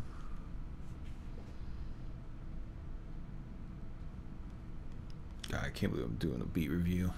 Yo, send me some more music, guys.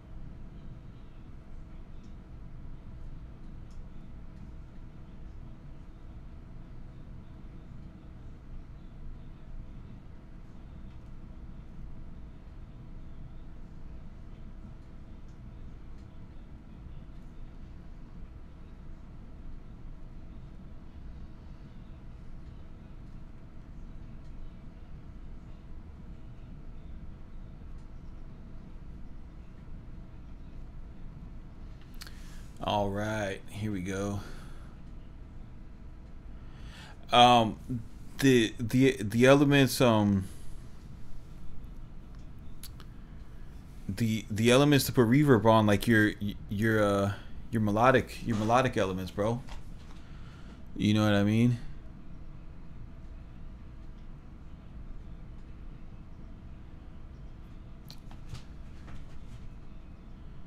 All right, let's see what Danny Ortiz got for us.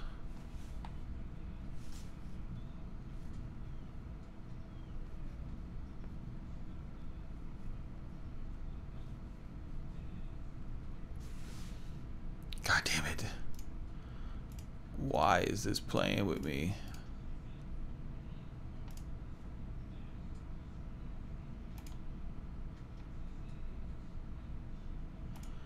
Yo, my bad, Danny. I don't know what's going on with this shit.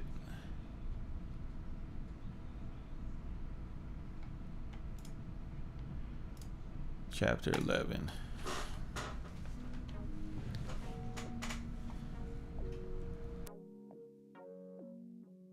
Chapter 11.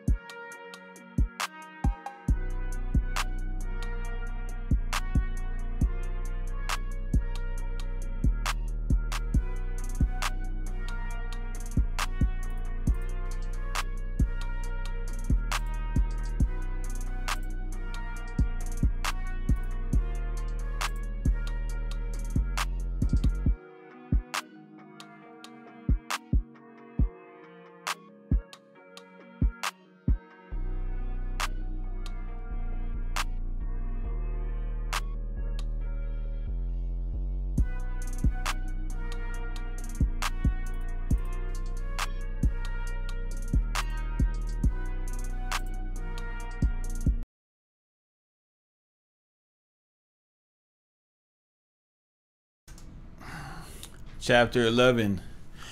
This shit is cool, man. I'd be interested to hear more of your tracks. Like if this is like if this soundscape is something that you're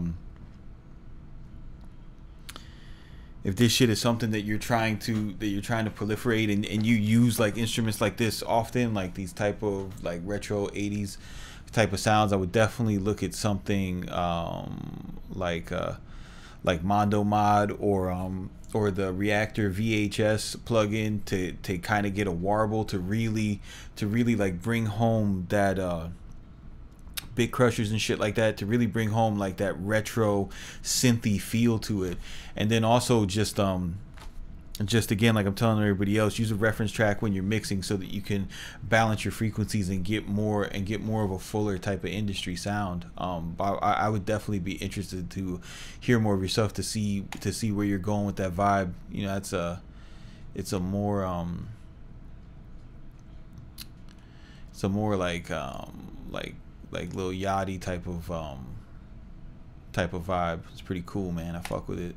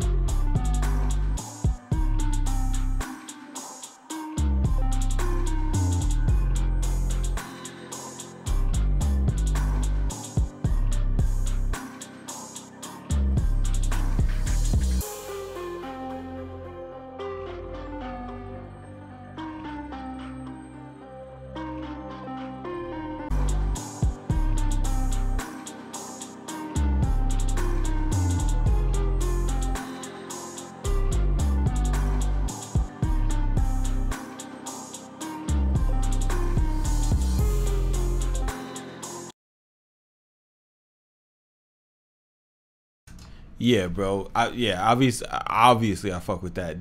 I just stopped. I could play that whole beat, but I just stopped it to talk about it with these guys, man. And I appreciate you sharing that with everybody, dude. You guys, this is an example of a producer who is a professional, and you can see like they're taking this shit seriously, and who that they're submitting it for. Not only does it obviously work with the music that Travis has done in the past and everything like that, you could tell from the percussive elements in the back, the vocal chops and things like that. I think the thing that stuck out the most with this beat, like the overall musicianship, the composition, the drums is dope, but the mixing is layered to a point where it's like Mike really understands that you have to prioritize your sounds. So, you know, he's got this dope like percussion piece that's happening in the background. It's not pushed up all the way in the mix. It's just far back enough so that you could barely hear it, but you feel it. You know what I mean? The same thing with the vocal sample, and then how he switches from like an 808 sub bass to more of like a detuned saw. It shows a real understanding and a manipulation of the energy, and that's what arrangements are all about. To break it down, you know, Mike said it before in the chat. You know, he pretty much just does what he feels. But when you sit back and analyze it, you could see like how what he feels works with taking away the bass, switching the bass parts. Guys, bass is such a huge part of hip hop records as far as the arrangement is concerned, because it adds so much energy. Arrangement is all about changing the energy from one pattern to another, so just know that these are things that you want to be conscious of, you know, or conscious of when you're building a sonic landscape and you have a lot of sounds.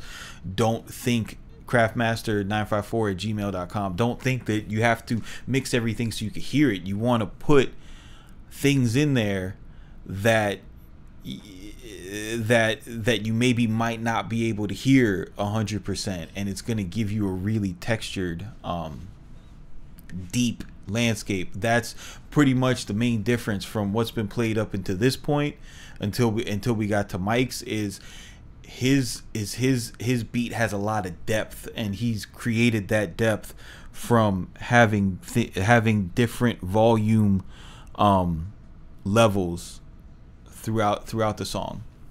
It's dope, man. It's dope.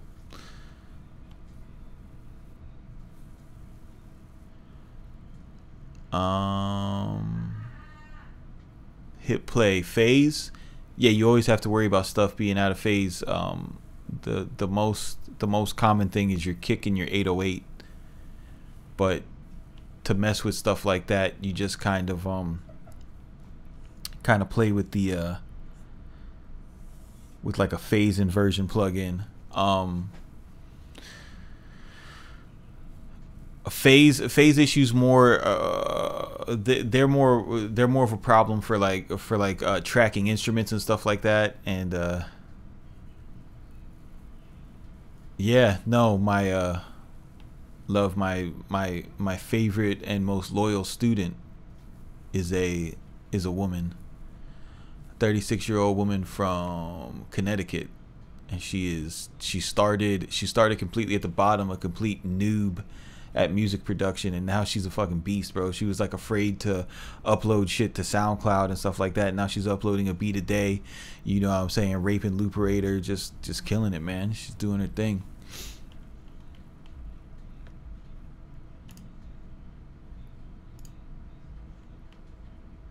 Let's see.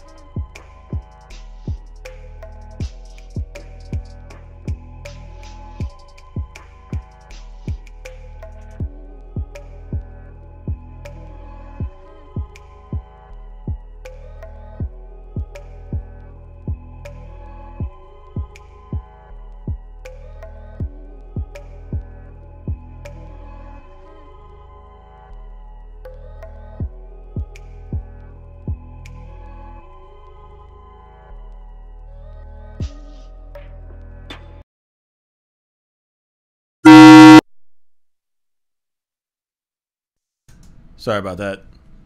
I'm so sorry. I'm so sorry. Yo, Pete, that shit is gas, bro. God damn, that shit is dope.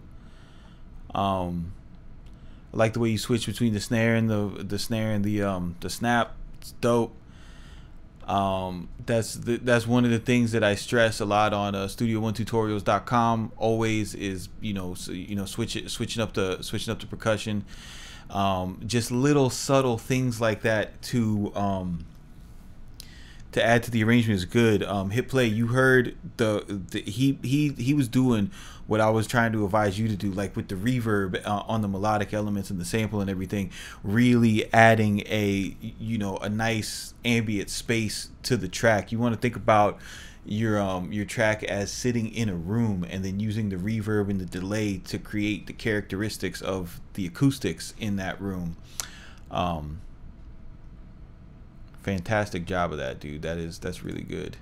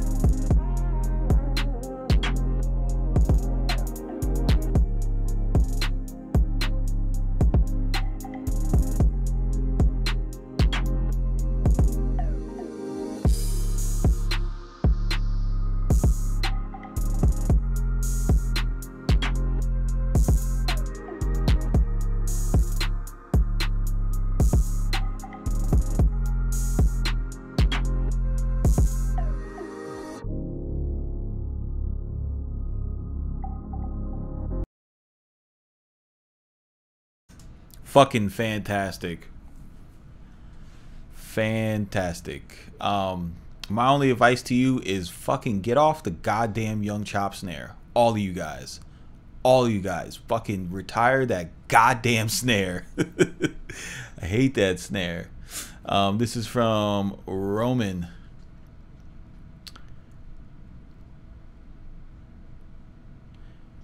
But yeah, dude, that shit was fire, bro. What advice am I gonna give you? Make more like that. That's my advice. Make more like that. That shit is fucking hard, bro.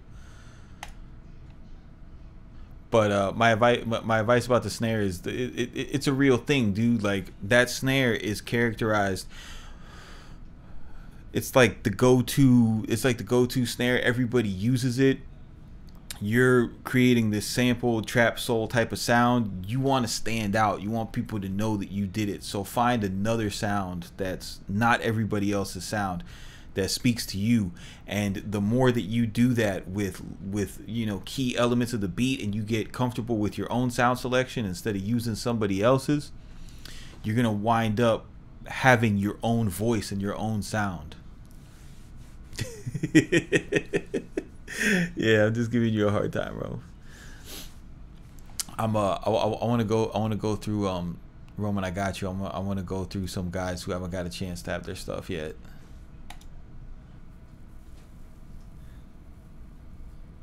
But the snare works with the song. Like I'm not even gonna front. Like that beat is that beat is dope. MyFlashStore.net.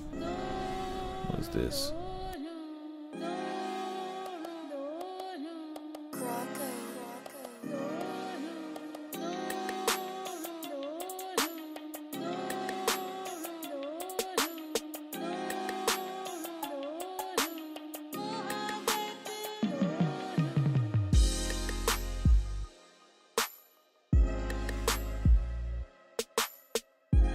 MyFlashStore.net.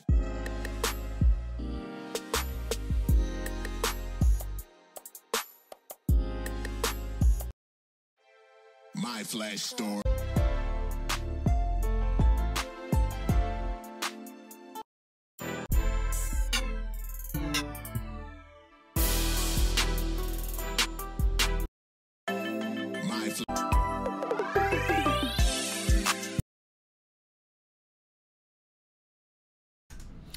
I went through a couple of yours real quick. I like the vibe and the groove of this Indian summer, man. Like, you don't even necessarily have to like do more Indian samples, but like the pocket that you were in on this one, like I feel like that might be your pocket. I'd like to hear some more shit with those type of drums and that type of groove, man. That was really dope.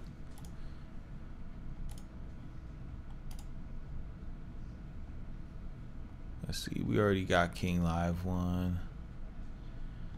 Let me see if Danny Ortiz. Let's see what we got. Let's see what we got.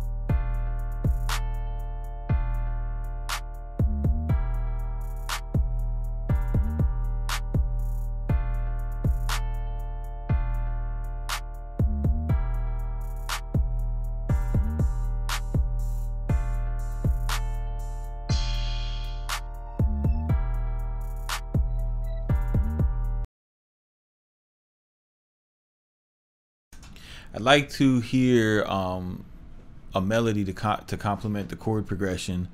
I probably this is just a personal anecdote.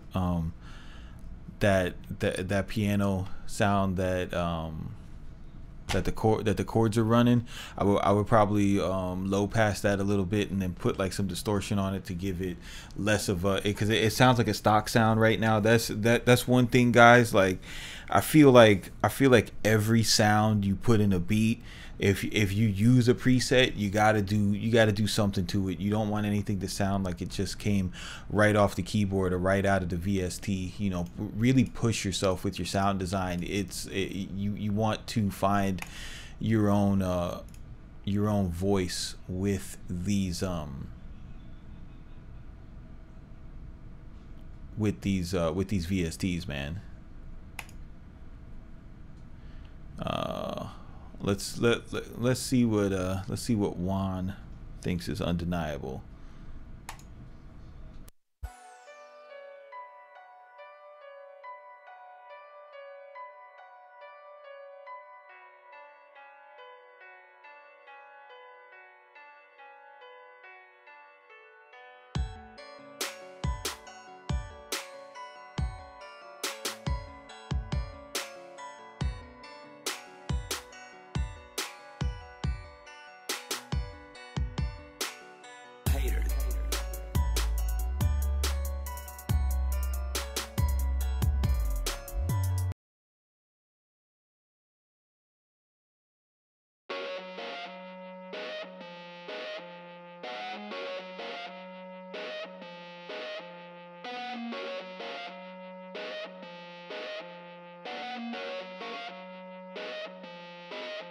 Hater.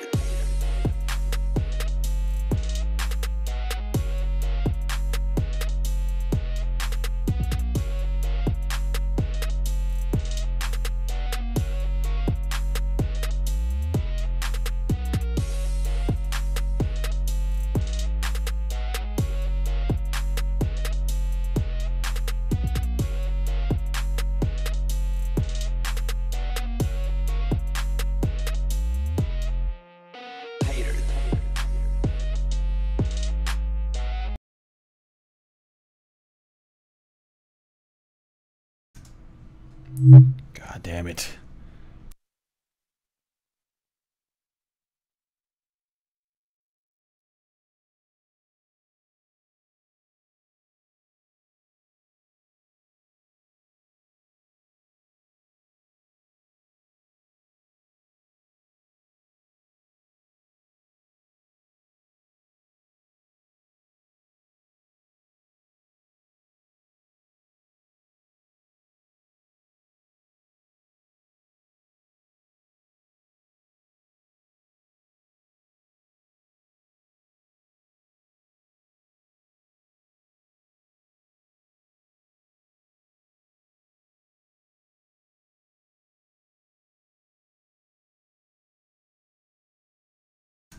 Yo, yeah, my bad. The High Life. I like the drums. The drums were dope. Undeniable.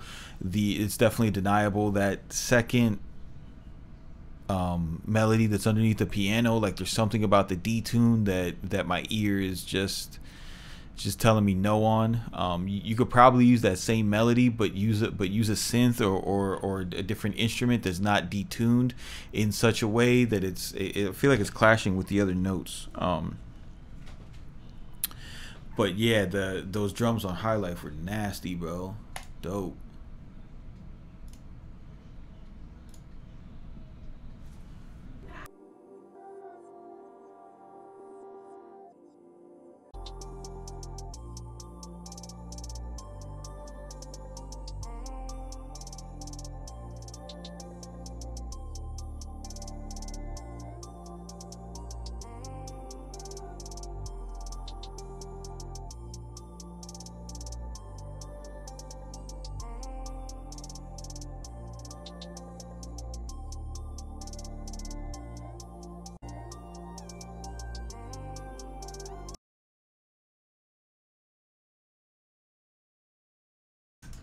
Pete, I like that, bro. Like, I like that there's no snare. This is like something that you could get a singer on. The thing about tracks like this though is like they work.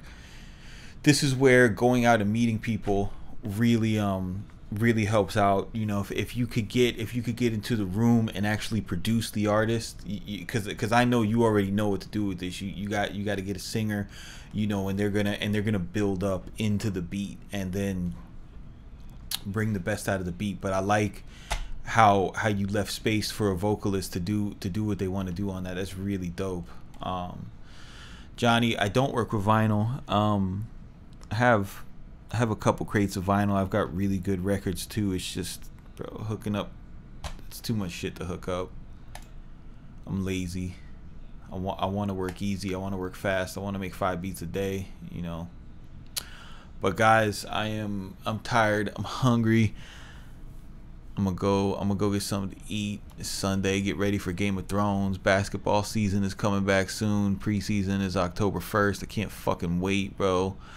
Fuck the Knicks, fuck the Celtics, Heat gang for life. Keep it simple, don't be basic, and we will see you on the next one.